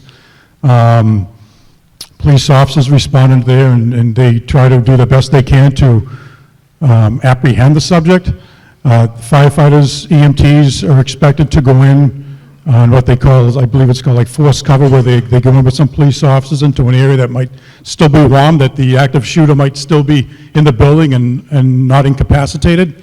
The purpose of this is I'm going to that building no matter what, whether I have ballistic armor or not, because I have a kid in the school system, and everyone in this room probably has kids in the school system. I believe it's my job to protect life and property. That's what I was sworn to do. And I want to make it so my firefighters who would go into that building as well have the best chance of survival. God forbid it should ever happen. Thank you, Chief. Any further discussion on Article 17 as presented? Scott Allen, 20 Sandra Drive. This would fall in line with our school collaboration with the police and fire. We've adopted the ALICE model for responding to active shooter crisis, and this is in line with the Massachusetts police chiefs and mass firefighters working together for responding to critical incidents. Thank you, Chief. Any further discussion on Article 17 as presented? Seeing none, all in favor of Article 17 as presented, say aye. Aye. Opposed? Article 17 passes. Thank you. Article 18, Mr. Tatry from the Capital Planning Committee. I move to transfer from account number 10359-3590, free cash, the sum of $20,000 to account number 1420-1253-5850, flashing school zone signs, for the purpose of replacing 4 flashing school zone signs furnished and installed. I have a motion. Do I have a second? Motion made second. Finance Committee recommendation. The Finance Committee recommends this article. Capital Planning recommendation, and Mr. Tatry can for discussion. I defer to Mr. Haynes. Just for point of explanation, these are obviously the 4 flashing school zone signs you see on Central Street as you approach both the Central School and Middle School. They were originally installed in the late 80s. The operating equipment inside has become obsolete, and we would be upgrading these to, compliant LED, fully operable furnishing. Thank you, Mr. Haynes. Any further discussion on Article 18 as presented? Would the money be best Can you spent... identify yourself for the record? Sanborn, Pond Street. Would the money be best spent on actually fixing the roads like Washington Street and Pond Street and the other ones that are falling apart instead of just a couple of lights? Well, what we're here, though, what we're here on this article is the lights. That's what we're here on right now. Right, but I'm just saying, the money should be used for fixing the roads that are really bad. Thank you. Any further discussion on Article 18 as presented? Seeing none, all in favor of Article 18 as presented, say aye. Aye. Opposed? Article 18 passes. Article 19, Mr. Tatry. I move to transfer from account number 103593590 free cash the sum of $20,860 to account number 119112575241 middle school wheelchair ramp for the purpose of installing a wheelchair ramp at the Mitchell Elementary School. I have a motion. Do I have a second? Motion made, seconded. Finance Committee recommendation? The Finance Committee recommends. Capital Plan recommendation? We recommend it. For discussion, if any? Just it's self-explanatory. It's a wheelchair ramp for the middle school. Thank you. Any further discussion on Article 19 as presented? Seeing none, all in favor of Article 19 as presented, say aye. Aye. Opposed? Article 19 passes. Article 20, Mr. Tatry. I move to transfer from account number 103593590 free cash the sum of $21,000 to account number 121012545578 telephone system upgrade for the purpose of replacing the police department's current telephone system. I have a motion. Do I have a second? Second. Motion made, seconded. Finance Committee recommendation? Finance Committee recommends. Capital Plan recommendation? We recommend it. For discussion, if any, Mr. Tatry or anyone else? Chief Allen, Police Department. Yes, sir. Our internal phone system is over 16 years old. It's obsolete. There's no technical assistance. We cannot retrieve voicemails. It's not web-based. It certainly needs to be updated, and this is the request of this funding. Thank you, Chief. Any further discussion on Article 20 as presented? Seeing none, all in favor of Article 20 as presented, say aye. Aye. Opposed? Article 20 passes. Article 21, Ms. Julius, Board of Selectmen. Mr. Moderator, I move to transfer from account number 1-0-359-3590 free cash the sum of $24,000 to account number 1-910-1262-5167 contractual obligatory retirement for the purpose of funding the town's contractual obligations for retiring employees. I have a motion. Do I have a second? Second. Motion made, seconded. Finance Committee recommendation? The Finance Committee recommends. Thank you. Ms. Julius, for discussion, if any? I don't have any discussion on this. Thank you. Any further discussion on Article 21 as presented? Seeing none, all in favor of Article 21 as presented, say aye. Aye. Opposed? Article 21 passes. Mr. Tatry, Article 22. I move to transfer from account number 103593590 free cash the sum of $24,500 to account number 1210-1255-5595 server room renovation for the purpose of consolidating the existing police town hall servers with one server room located in the police station. I have a motion. Do I have a second? Second. Motion made, seconded. Finance Committee recommendation? Finance Committee recommends. Capital Plan recommendation? We recommend. For discussion, if any, Mr. Tatry or anyone else? Just consolidating the servers into one room. Self-explanatory. Thank you, Glenn. Seeing no further discussion, all in favor of Article 22 as presented, say aye. Aye. Opposed? That passes. Article 23, Mr. Tatry. I move to transfer from account number 103593590 free cash the sum of $36,060 to account number 130112585596 CS security cameras for the purpose of replacing security cameras at the Central School. I have a motion. Do I have a second? Second. Motion made, seconded. Finance Committee recommendation? The Finance Committee recommends. Capital Plan recommendation? Capital Plan recommends. Discussion, if any, Glenn? None. Any other discussion on Article 23 as presented? Seeing none, all in favor of Article 23 as presented, say aye. Aye. Opposed? Article 23 passes. Article 24, Mr. Tatry. I move to transfer from account number 22231-835-5961 Ambulance Fund the sum of $45,700 to account number 1231-1264-5870, new vehicle SUV for the purpose of replacing one fire SUV. I have a motion or a second? Second. Motion made second, the Finance Committee recommendation. The Finance Committee recommends. Capital Plan recommendation. Capital Planning recommends. Chief Allen, would you like to, any discussion on this, Chief? Fire Department? Yes, sir, this is actually coming a year early. I was going to do this next year, but town hall employees, the vehicle that they use is no longer operable. So I'm trying to free up a vehicle for them to use, give them a few more years of life. Thank you. Any further discussion on Article 24 as presented? Seeing none. All in favor of Article 24 as presented, say aye. Aye. Opposed? Article 24 passes. Article 25, Mr. Tatry. I move to transfer from account number 10359-3590 free cash the sum of $46,124 to account number 1210-1259-5870 cruiser for the purpose of replacing one police cruiser. I have a motion, we have a second. Motion made second, the Finance Committee recommendation. Finance Committee recommends. Capital Planning. Capital Planning recommends. For discussion, if any, Chief Allen, I'll defer to Chief Allen, Police Department. Yes, sir, thank you. This would be in line with our four-year cruiser maintenance plan that I put together when I took over in 2016. This is to replace an old 2011 a Ford Expedition that is only used by our truck enforcement officer at this point. It's got 115,000 miles, which in law enforcement is past its shelf life, and it's on its last legs as far as for purposes that we use it for. Thank you, Chief. Any further discussion on Article 25 as presented? Ms. Wolf. Kathy Wolf, 272 Laurel Street. Chief, how much do you think you'll get selling that on the secondary market? Chief Allen? Chief Allen. It goes through the procurement laws, yes. In law enforcement, several $1,000s through the procurement laws. When we put it up for auction, it won't mark any more than that. In law enforcement, cruisers are replaced typically 75 to 100,000 miles. These run 24/7. This is an 8-year-old vehicle that we cannot use in general patrol right now because of the condition it's in. Thank you, Chief. Ms. Wolf. Just a comment. I only drive 5,000 miles a year. It's probably something I should buy. Unfortunately, we drive 25 to 30,000 miles in a year in town, usually going two shifts at a time, sometimes 3 shifts at a time. Keep your eye open, Mrs. Wolf. Maybe you'll see it on Craigslist or something. Thank you, Chief. Thank you, Ms. Wolf. Any further discussion on Article 25 as presented? Seeing none. All in favor of Article 25 as presented, say aye. Aye. Opposed?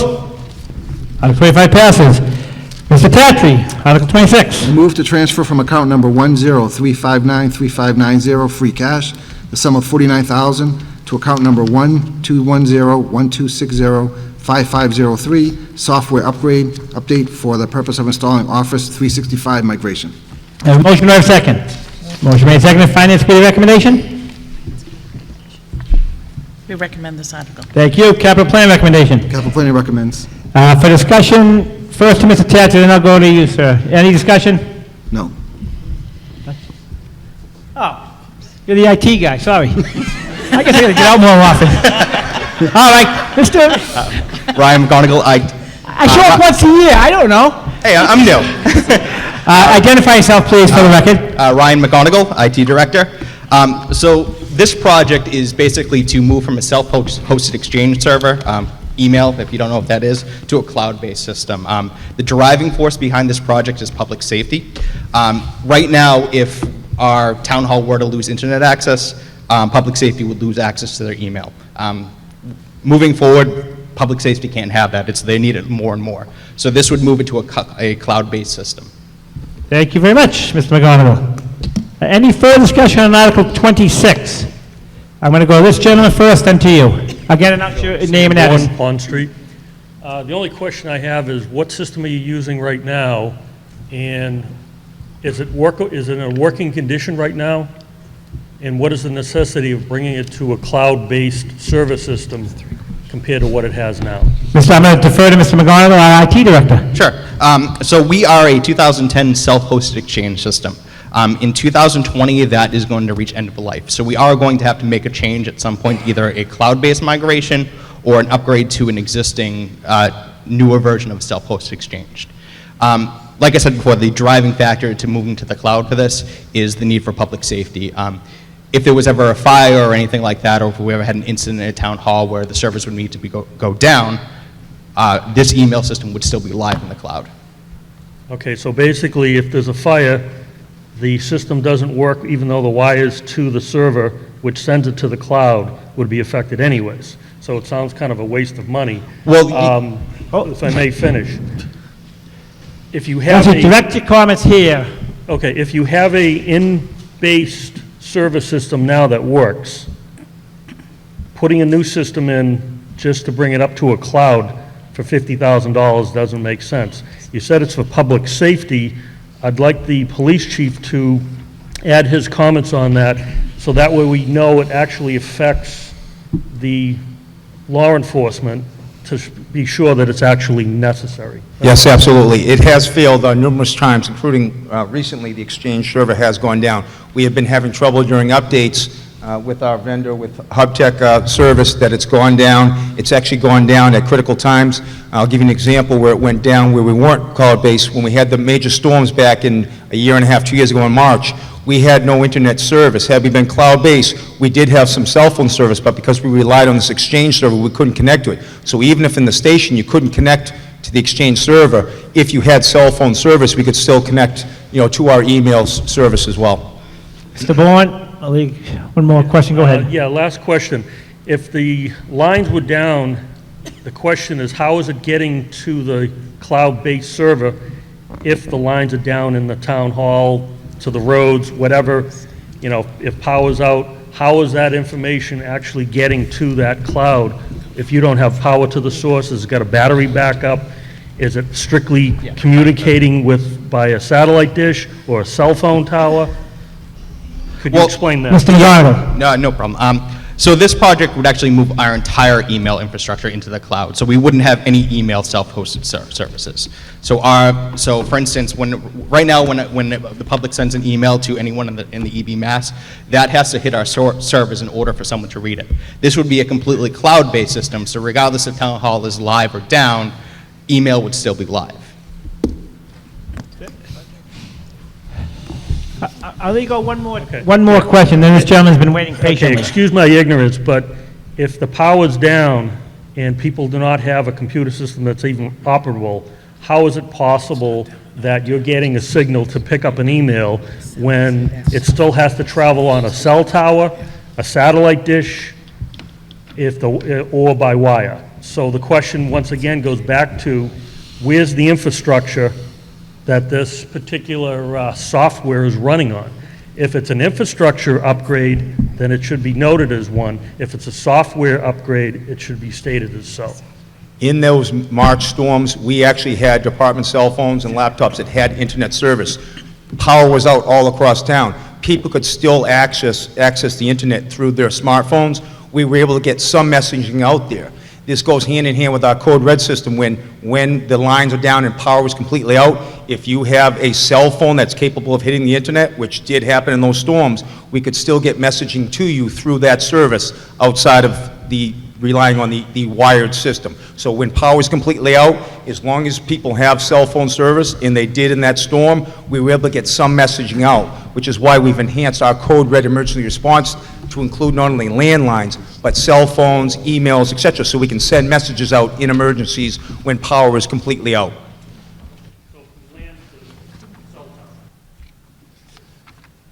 I could actually be on my cell phone, department cell phone, sending a message out in a code alert, reverse 911, to your cell phone, even if you didn't have a landline all across town.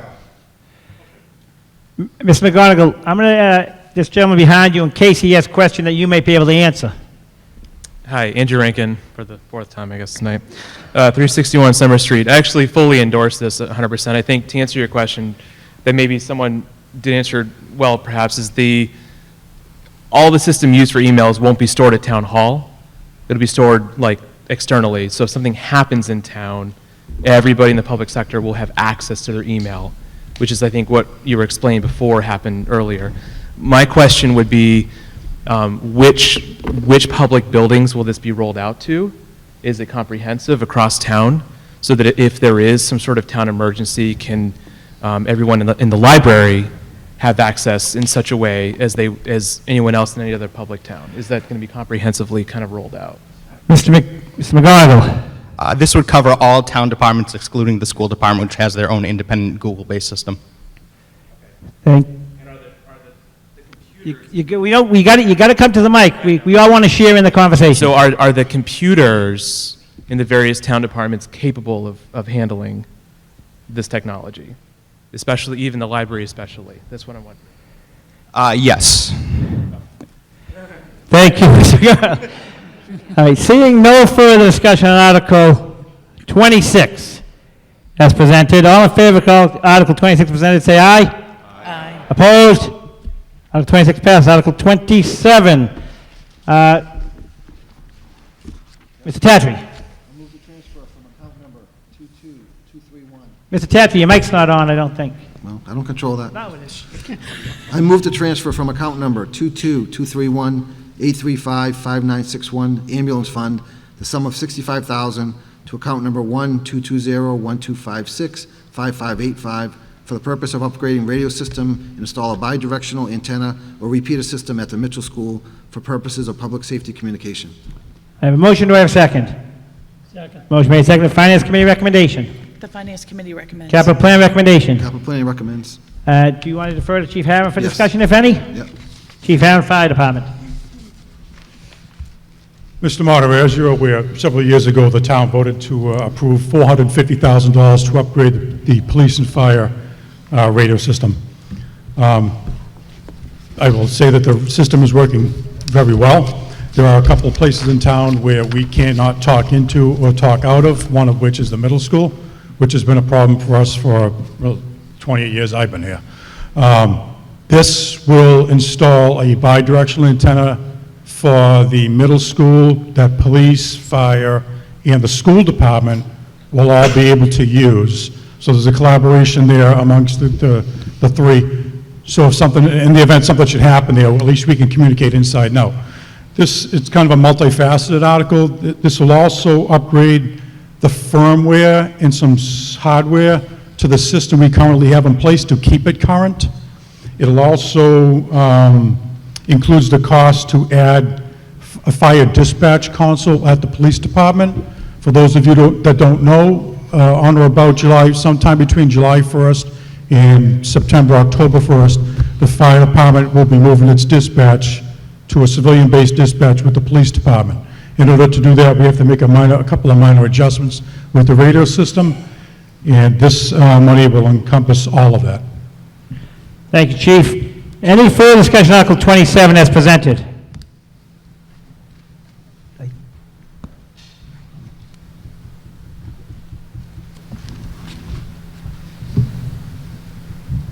Just identify yourself and your address when you get to the mic, please. Bill Hanson, 1971 Washington Street. That's $65,000 up there. Does that represent a quote that's already been given to the town for a system like this?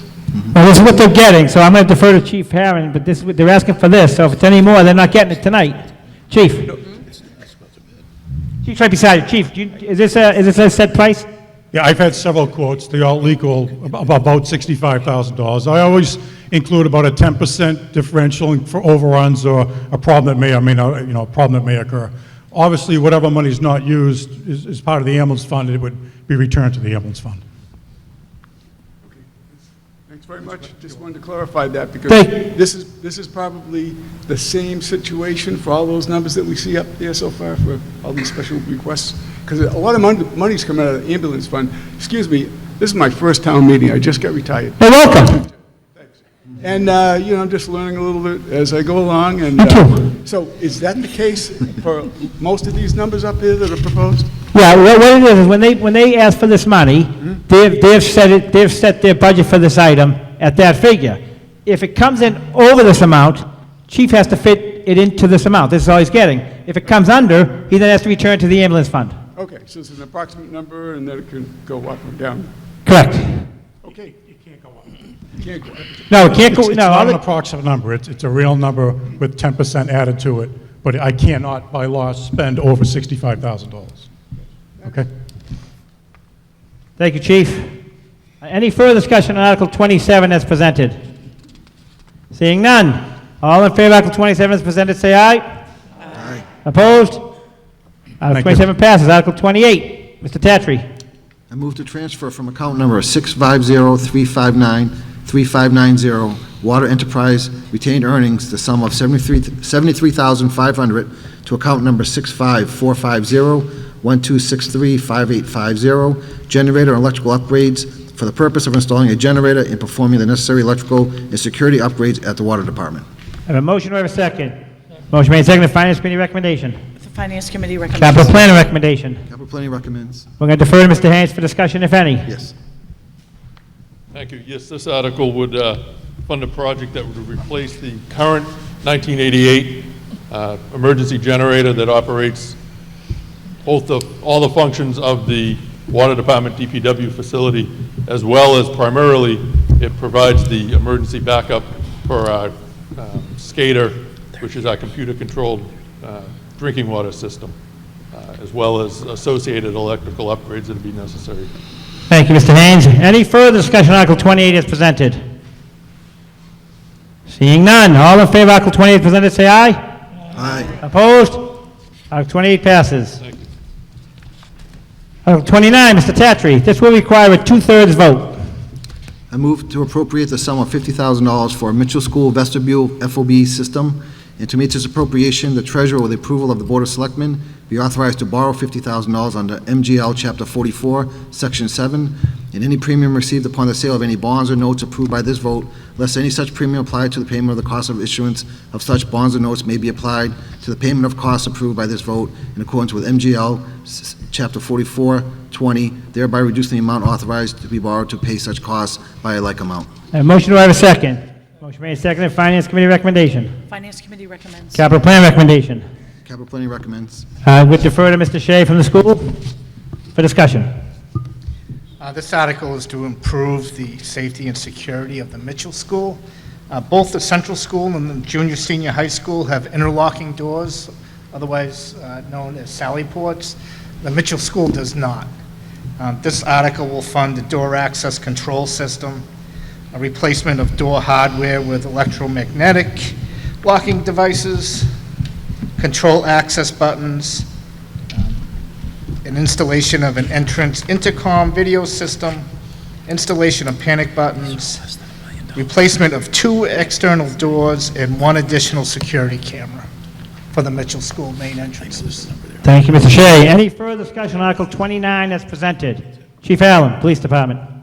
This would be part of the site assessment that our sergeant and school resource officer conducted over the past year, doing a site visit to the school. We would support and recommend this article. Thank you, Chief. Any further discussion on Article 29 as presented? This will also require a two-thirds vote. All in favor of Article 29 as presented, say aye. Aye. Opposed? Passed unanimously. Article 30, Mr. Tatry. I move to appropriate the sum of $73,417 for a Central School and Mitchell School wireless upgrade, and to meet this appropriation, the treasurer, with the approval of the Board of Selectmen, be authorized to borrow $73,417 under MGL Chapter 44, Section 7, and any premium received upon the sale of any such bonds or notes approved by this vote, less any such premium applied to the payment of the cost of issuance of such bonds or notes, may be applied to the payment of costs approved by this vote in accordance with MGL 44-20, thereby reducing the amount authorized to be borrowed to pay such costs by a like amount. Motion, do I have a second? Motion made and seconded. Finance Committee recommendation? Finance Committee recommends. Capital Plan recommendation? Capital Planning recommends. And we'll defer to Mr. Shea from the school business manager. Our wireless system at both the Central and the Mitchell School are 8 to 10 years old. We're having serious problems with wireless access in those schools. We had a heat map study performed at both schools, which identified all the areas that we do not have wireless access or very little wireless access. We'll be upgrading our access points from Arrowhive to Ruckus Wireless, which is what we have here at the Junior Senior High School. And we would be reimbursed 50% of this money from the federal funding E-rate. Thank you, John.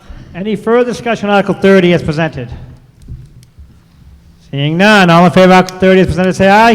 Aye. Opposed? Article 30 passes unanimously. It requires two-thirds vote. Article 31, Mr. Tatry. I move to appropriate the sum of $132,500 for an IT infrastructure upgrade, and to meet this appropriation, the treasurer, with the approval of the Board of Selectmen, be authorized to borrow $132,500 under MGL Chapter 44, Section 7, and any premium received upon the sale of any bonds or notes approved by this vote, less any such premium applied to the payment of the cost of issuance of such bonds or notes may be applied to the payment of costs approved by this vote in accordance with MGL Chapter 44, Section 20, thereby reducing the amount authorized to be borrowed to pay such costs by a like amount. I have a motion, I have a second.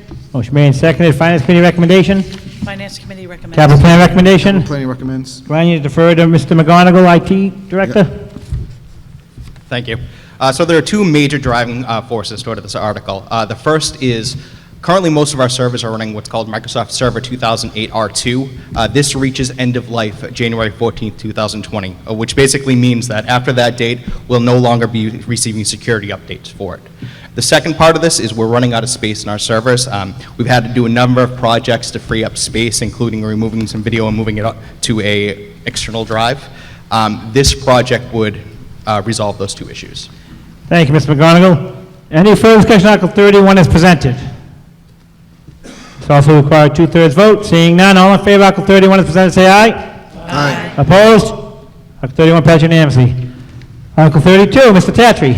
I move to appropriate the sum of $170,000 for an IT infrastructure upgrade, and to meet this appropriation, the treasurer, with the approval of the Board of Selectmen, be authorized to borrow $170,000 under MGL Chapter 44, Section 7, and any premium received upon the sale of any bonds or notes approved by this vote, less any such premium applied to the payment of the cost of issuance of such bonds or notes may be applied to the payment of costs approved by this vote in accordance with MGL Chapter 44, Section 20, thereby reducing the amount authorized to be borrowed to pay such costs by a like amount. Motion, do I have a second?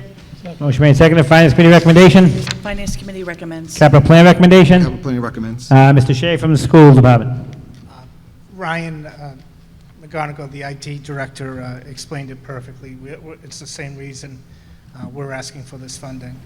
The operating system is Microsoft 2008, and in January 2020, security patches will not be available anymore for that. So this is for servers, switches, and firewall, and additional space. And I believe that we will be going out to bid together on this, so hopefully we'll be able to save a good sum of money. Thank you, Mr. Shea. Any further discussion on Article 32 as presented?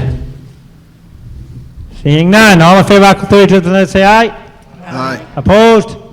Article 32 passes unanimously. Article 33, Mr. Tatry. I move to appropriate the sum of $517,892 for road repairs, and to meet this appropriation, the treasurer, with the approval of the Board of Selectmen, be authorized to borrow $517,892 under MGL Chapter 44, Section 7, and any premium received upon the sale of any bonds or notes approved by this vote, less any such premium applied to the payment of the cost of issuance of such bonds or notes may be applied to the payment of costs approved by this vote in accordance with MGL Chapter 44, Section 20, thereby reducing the amount authorized to be borrowed to pay such costs by a like amount. Motion, I have a second.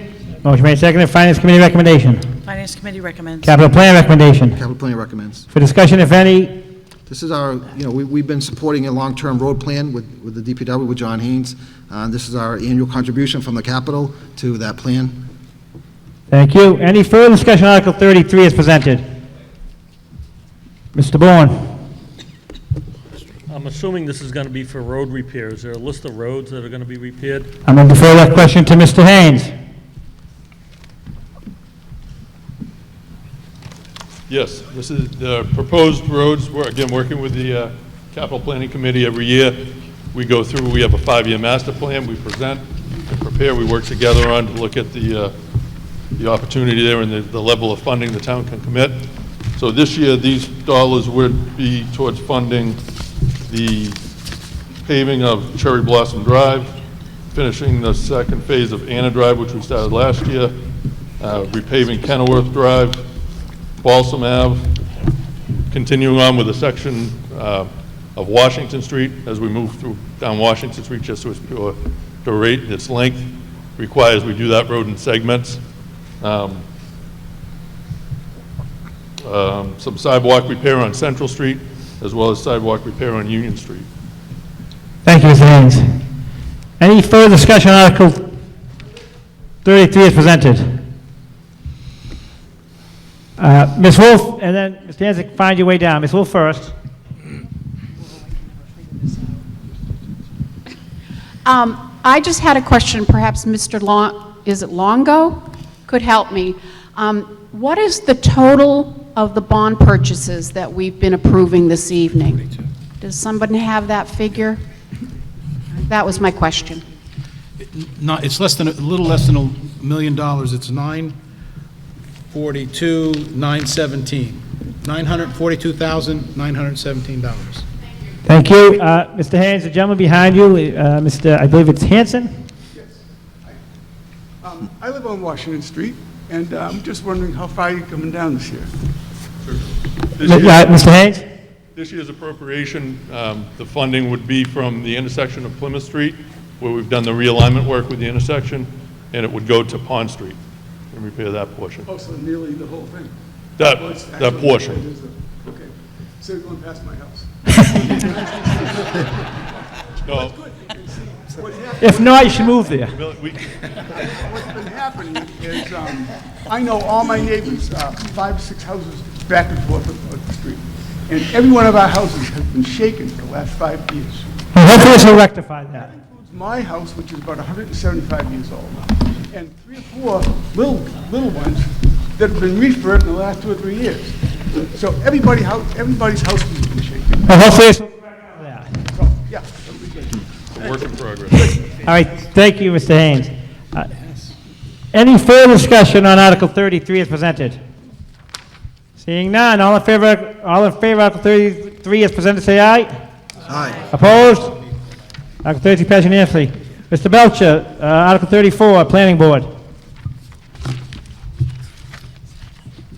I move to amend the zoning map by changing the existing zoning district from industrial L1 to residence R1 as shown on the zoning map as printed.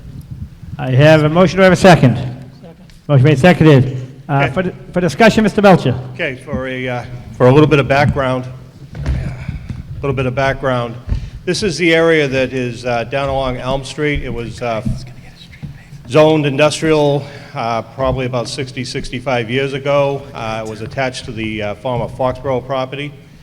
As the Compass Medical and other developments taken place on that property, that now has become somewhat landlocked, some by the delineated wetlands and also by the solar fields that were put in that you can't see from Elm Street or Highland Street, but they're up there. And what this is an attempt to move the zoning out of industrial, because right now you cannot utilize that land as industrial land. It is landlocked. You can't access industrial land through a residential area. And there are landowners up there that have owned the land for years that would like to be able to do something with it. At this point, the industrial use is out. It's a case of rezoning it to its biggest and best use. If we fail to rezone it, the landowners do have the option of doing a overlay, which you can do in any part of town to potentially in a 40B or development like that. So what this is by the planning board is looking ahead what's the best use for this property. It mitigates the impact on the town as best we can, and that would be R1. Thank you, Mr. Belcher. Any further discussion on Article 34 as presented? I would like to say that the planning board did vote unanimously. I apologize. Yep, come to the mic. Hi, I'm Terry Lee Sandstrom from 402 Highland Street, where the red line, look what I've done. We're on the north, we're the abutters on the north. Now I have to put my glasses on because I'm so nervous. Take your time. The forest that was behind Compass Medical, it was once the home of a lot of species of wildlife. And after all those acres of trees were literally ripped out of the ground and destroyed to make way for the solar fields. Today, it's a small fragment of what's left for the nature and the wildlife to live there. I'm wondering, why does every piece of land in East Bridgewater have to have a use?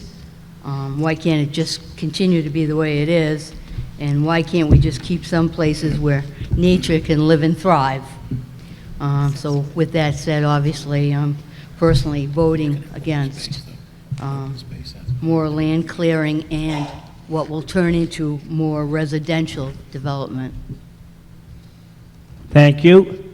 For clarification purposes, though, and Steve, this isn't town-owned land. This is privately owned land, correct? That is correct. Thank The land is owned privately. People have the right to develop their land. As a town, we have the right to say what can go on that land, which is what our zoning is. At the time that the zoning was made for this land, that would seem to have been the appropriate thing, but since that time, over the last 65 or so years, real estate changes, how land is delineated with wetlands has changed, and what has happened is that now has created a piece of landlocked industrial land. But the people who own that land have the right to do something with it. If somebody wants to buy the land and leave it as trees, they have that right to negotiate with the landowners and do that. Right now, what the planning board is charged with is what is the biggest and best use. It either impacts the town, mitigates the impact on the town, or promotes a positive impact on the town. And right now, for that particular piece of land, residential R1 mitigates the potential to bring in doesn't completely mitigate it, but it gives the landowners the potential to develop that as residential R1 single-family homes, which we do have some control over as far as how the land will look and how it's developed. If it should go to an overlay for a 40B, we lose that control. Thank you. Any further discussion on Article 34 as presented? Yes, sir. Identify yourself and your address, please. Hi, Richard Sandstrom, 402 Highland. Couple points. The industrial land's landlocked, but the solar is on a lease, so that'll change someday. The other point would be there's 14 acres in the middle. When the industrial is R1, it'll all be joined, and we could have a development with 30 houses and 60 children. I did not think we wanted that in East Bridgewater. Thank you. Thank you. Any further discussion on Article 34 as presented? Seeing none. All in favor of Article 34 as presented, say aye. Aye. Opposed? No. I'm going to have to do a hand vote because I have the right to declare it 2/3, but I don't feel confident doing so right now. So would the tellers please come forward, the tellers that were sworn in?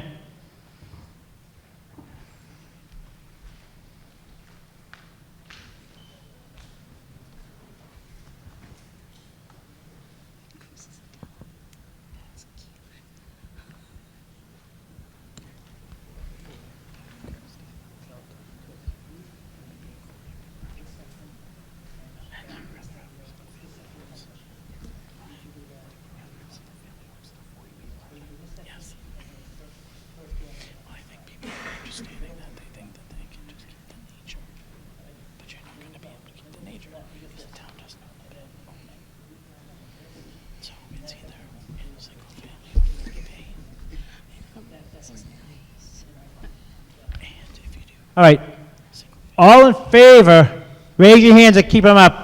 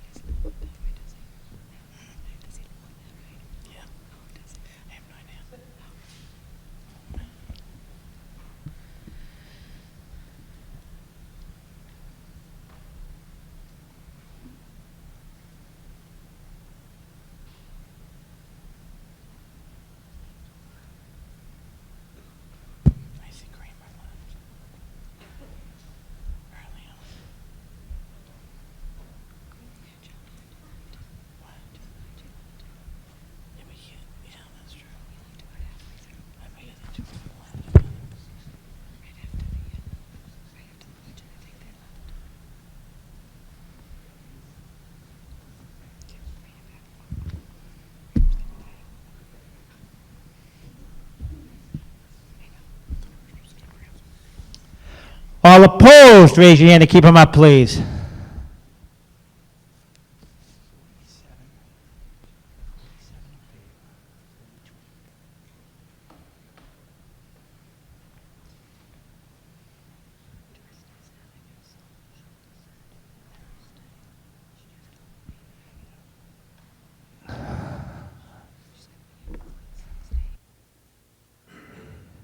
People up there to the right of me, up there with their hands raised, are you town voters? Because you should move over so you make sure you're counted, that's all, because there's a non-resident section there, and I do see your hands up.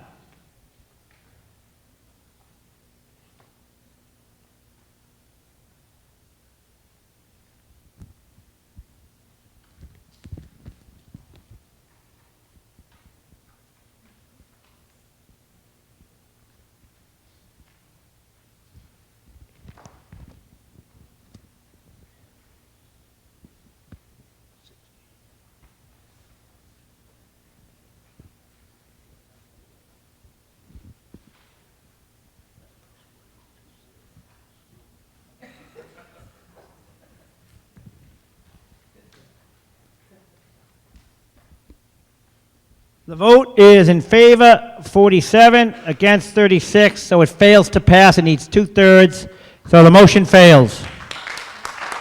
Article 35, Mr. Belcher. Yes, Article 35, we'd like to amend the article. Motion to amend the article. Yeah, and what were you going to amend, Steve? The amendment is to remove on the third sentence down after R1 and resident R2. Everything after that, right? Everything as, and then that would be resident R1 as shown on the attached zoning map. Okay, thank you. So I have a motion to amend. Yeah. Board recommendation on that article first. Yes, the recommendation of the planning board, a vote was taken, a discussion after a public hearing on this, and the planning board voted to amend this article to remove and to maintain the industrial classification of that area that's marked out in red that's currently shown as being moved from industrial to R2. The idea is that it joins some industrial area that's in the town of Hanson. We know that's fairly good land. There's been talk in the past. I know it is in a water protection Steve, district. can I interrupt for a minute? Sure. Let's vote on the motion to amend. All right. So I have a motion to amend. Do I have a second? Second. Motion made second. Mr. Belcher has explained it, so I don't know if there's any further discussion to allow the motion to amend.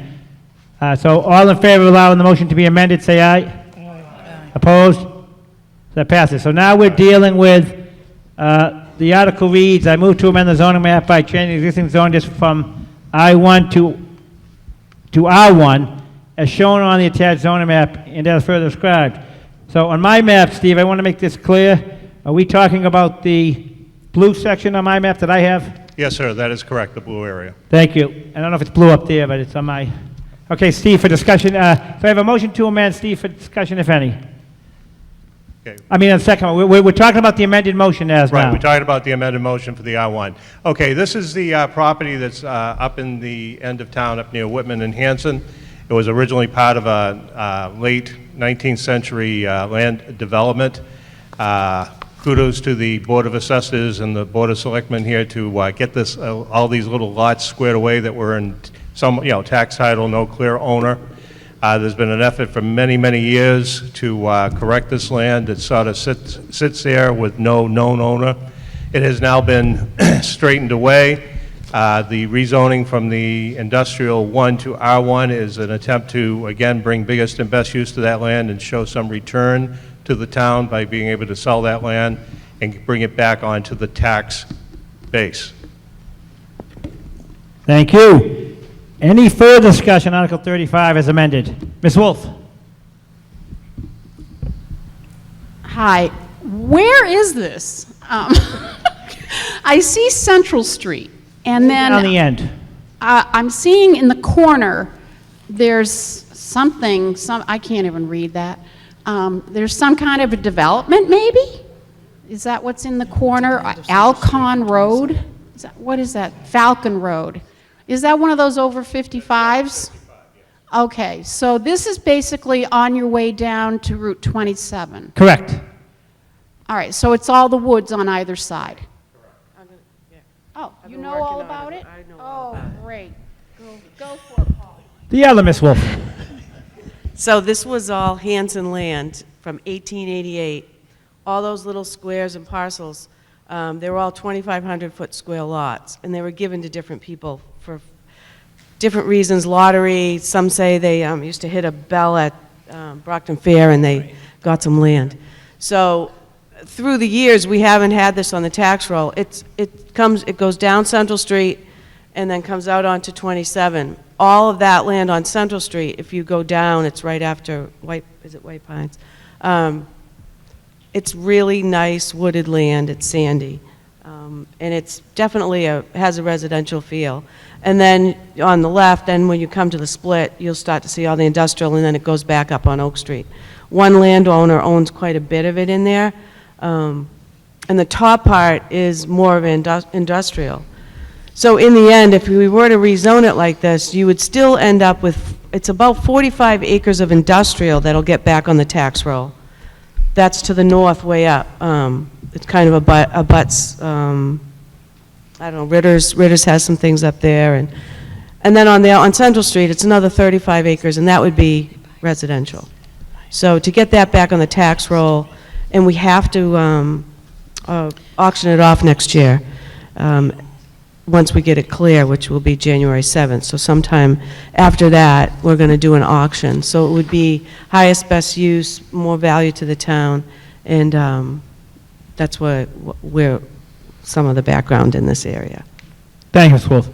Any further discussion on Article 35 as presented? Yeah, I'll just make note that some of the land that has already been auctioned and returned has already been developed for industrial use and is making its way. It's been a success story what's been going on up there. Thanks, Steve.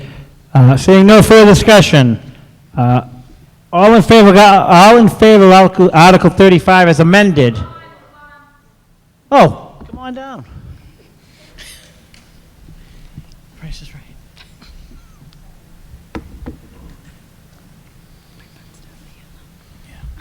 Ellen Miller, Falcon Road. I'm that Falcon Road that's on your map. I just have questions how this might impact, because people are saying about there's lots of land, it's residential, it's industrial.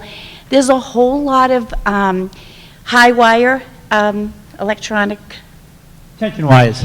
tension wires, many of them along that part of going down the land that we're talking about. How would this article impact to that? Well, let's ask And Mr. you're talking Belcher. about selling land and selling lots come January 1st, so I just want to know, because this Sure. is going to impact me. It doesn't. It does, I live on this Falcon No, you, Road. no, you it asked the doesn't. question how it's going to impact you. He's saying it won't impact you. The tension lines, the high lines are there. Yes. They exist on right-of-ways. There are restrictions as to where property can be built on, around those type of development, around those, it's a restricted use. But that's between the landowner and, you know, how that land was taken. As far as your development goes, as a over 55, there's actually a buffer zone around it, around the properties, and you can't access if there's a subdivision or something that goes in there, cannot be accessed through your That I development. understand. My question is, though, making it a residential versus industrial, because then you will have back of homes or front of homes on facing towards my property. So even though we might have endpoints where people, or dividing lines, people will still ride motorcycles, bikes, and all that through, and it's more children in the area. So I was just wondering how this might impact it, that's all.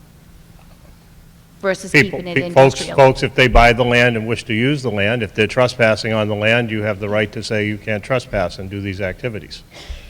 If they're doing that in the common area that belongs to the development down there, then that would not be allowed. That's your right to say no. Right. I just wanted to see, because I'm just Sure. thinking about those tension wires as well. Thank you. Okay, thank you. Any further discussion on Article 35 as presented? And as amended. So we're just talking about the I-1 to R1, the red square we're not talking about. Correct, Steve? Correct. Okay. Seeing no further discussion,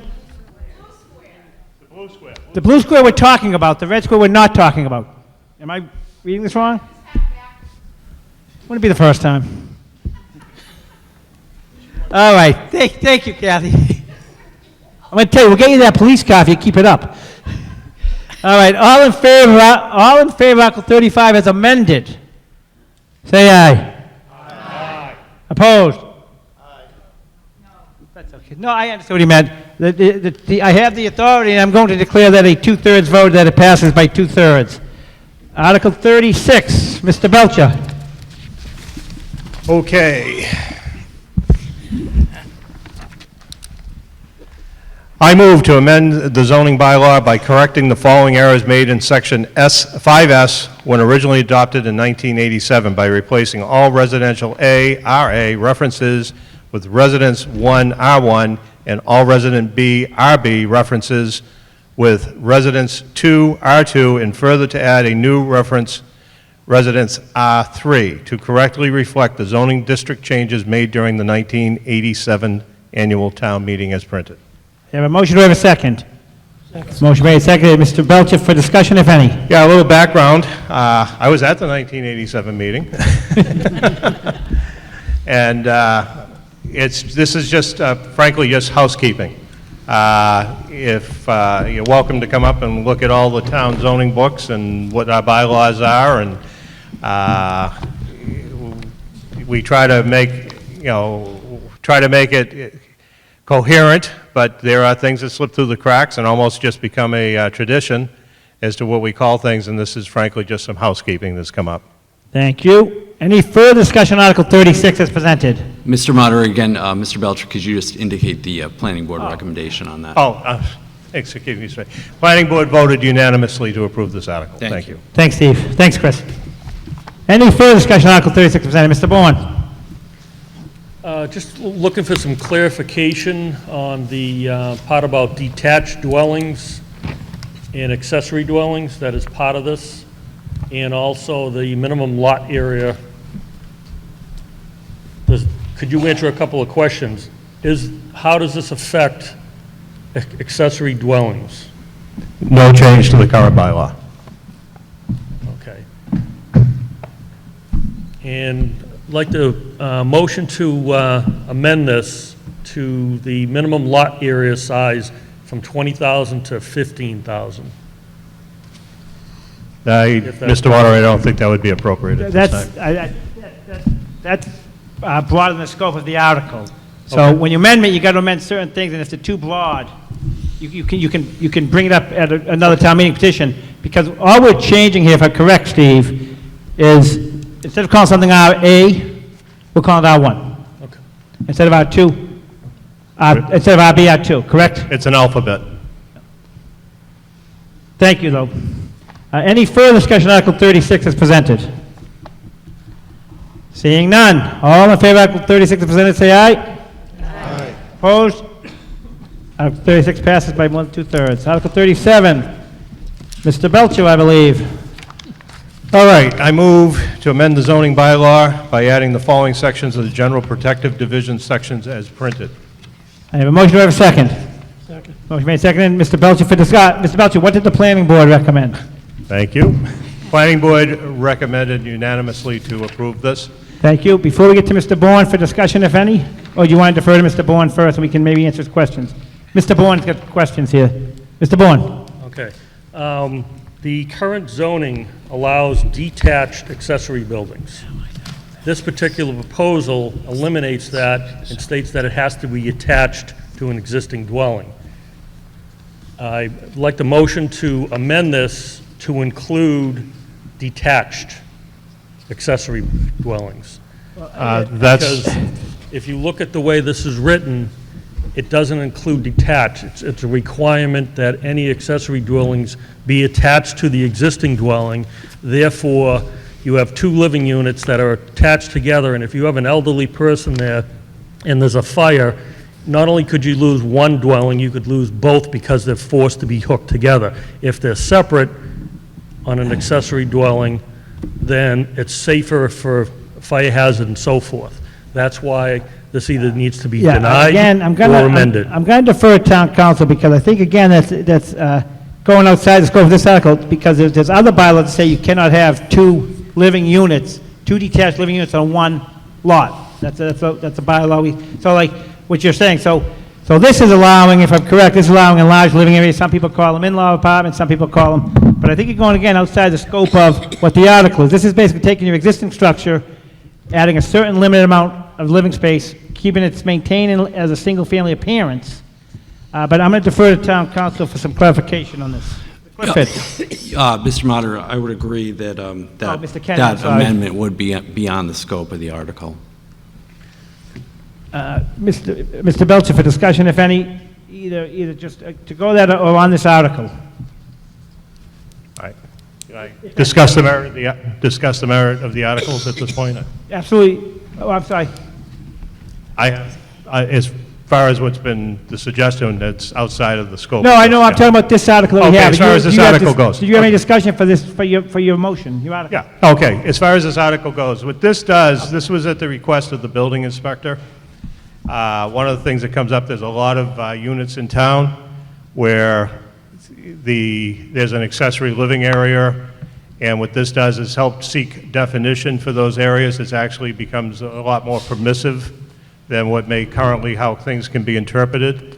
So this does allow for that in-law apartment with its assisted living aspects, can have a separate kitchen, all of the things. It just states very clearly how it cannot amend or how it cannot change the appearance to make the house look like a two-family. It minimizes the visual impacts, keeps the apartment or keeps that area in the residential aspect of the community. But it also allows, it clears up any ambiguities about what constitutes an in-law, and it clears up the ambiguities that is an in-law and not a rentable apartment. It has to be the family member and how it's connected to the house. Now, do you want to address that part of the article, Mr. Bourne? Because when you take a look at the zoning bylaws as they currently are today on page 91, under accessory uses and accessory buildings, a detached accessory building may be located within the property but not attached. But that's not a living unit. That would be like a shed. Well, Pool that's shed. your interpretation, but an accessory use, an accessory building has multiple uses. So if you look under the definition of accessory building, that also includes a separate living unit for an elderly person, in-laws, mother-in-law, whatever the case may be. This provision on this particular amendment that you're trying to pass limits those accessory buildings as being attached only. So if you have a separate garage with a living unit above it that you can move your in-law into, You better it's not let the town attached. know, because it's illegal to have that in this town right now. Okay. The only thing that I ask is to amend this to include the accessory living unit be an attached, if the person that's building it have the option to have it attached or detached, not be locked into attaching it to an existing building. The only thing I'm asking to amend it is to add one word, that it is allowed to be detached. I'm going to defer to town council on interpretation, but I, as town moderator, I would rule that not appropriate for this article that's before you, but I will defer to town council for what he suggests. Mr. Kenny? Again, that's not within the scope or the intent of this article, so that it's specifically talking about within a single-family dwelling. So that request for amendment would be beyond the scope. It's not beyond the scope. It's a simple detached or not attached. And because this particular way it's written, probably by you, it requires the person to have the accessory dwelling attached to the existing dwelling, which creates a fire issue. If you have an in-law that leaves something cooking, burns the house down, you end up losing both units. So I'm asking that you amend to include detached as an option. Mr. Clifford? When we're asked to rule on the scope of a proposed amendment, we rule on it based on the fact that voters have warning that this type of issue is going to come up. The idea of a detached building, a detached in-law, was not part of the warrant. Therefore, voters would have had no opportunity or idea that this was going to be discussed. That's why we say the proposed amendment is beyond the scope of this particular article. Why don't we let the voters make that decision? It's a simple, it's attached or it's detached, but the person building the in-law or the accessory dwelling should have that option and not be locked into attached. I believe the voter should make that decision. And the way for voters to make that decision would be to propose an amendment to the bylaw, post it in the warrant, and give people an opportunity to understand that that is going to be discussed at a future town meeting. But that was not within the scope of the article that the Of planning course it's board put within the forward. scope. So if you're not going to allow the amendment, then I ask that everybody deny this completely outright. And the moderator kind of ruled that we're not going to allow. We've heard town council, and the moderator has discretion. There is appropriate place for that, but you're not just affecting this bylaw, you're affecting other bylaws in town which say you cannot have two living separate, like two houses on one property. We be in that in the town. And your bylaw would not only affect this, it affects that. So I'm going to rule that amendment out of order. I'm going to go back to discuss Article 37. If there's any more discussion as presented. Move the article. Move the article limits the debate. But I will give, if anyone other than the two speakers who have already spoken have any say, I'll entertain them, and then we'll close debate. But I am going to give, since those two dominate, I'll give, if anybody else has any discussion. If not, we're going to close the question and go to a vote. Seeing none, all in favor of Article 37 presented, say aye. Aye. Opposed? Article 37 passes by more than two-thirds. Article 38. Mr. Belcher. No way, you got two more. Oh, boy. That's right, I got two more. Sorry about that. Don't apologize. Al, it's the reason it's been 15 years since I was last chairman. I move to amend the zoning bylaws by making the following changes in language, defining the floodplain and wetlands protection district as printed.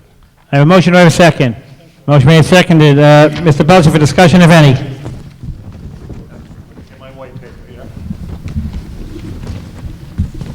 And again, I'm sorry, did we get the recommendation? Yeah, let me get my white. Okay, Oh, I'm man, sorry. he's got to get Want the to make paper. sure it was unanimous.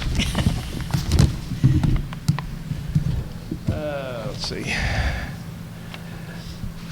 So it was a unanimous vote. And basically what this is, it's, again, somewhat house cleaning. In the past, the planning board has had, we have to address the issues with floodplain and wetlands protection. Basically, we always defer back to the Conservation Committee, which is really where this lies now under Mass law for the last few years. And basically what this is it's putting it back and putting it all onto the Conservation Commission. Thank you. Any further discussion of Article 38 as presented? Seeing none.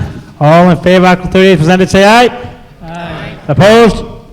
Article 38 passes by more than two-thirds vote unanimously. Article 39, Mr. Belcher. You can close us out.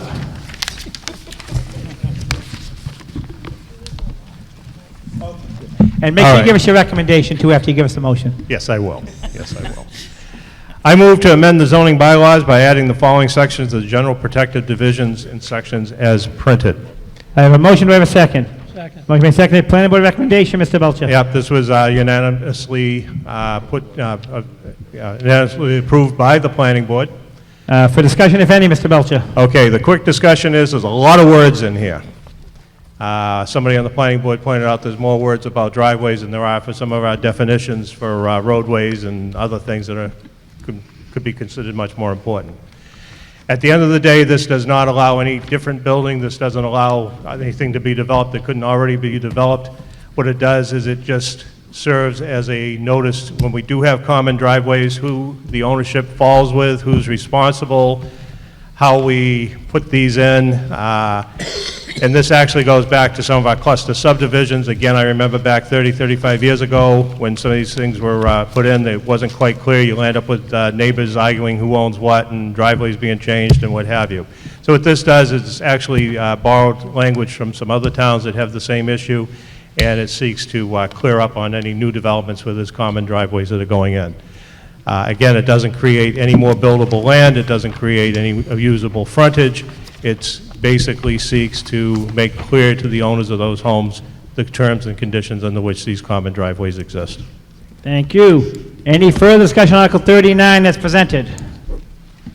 Seeing none. All in favor of Article 39 as presented, say aye. Aye. Opposed? Article 39 passes unanimously. I'll take a motion to leave. So moved. Motion to adjourn. Motion to adjourn, seconded. Thank you. All in favor, aye. Go Bruins. You have a good night.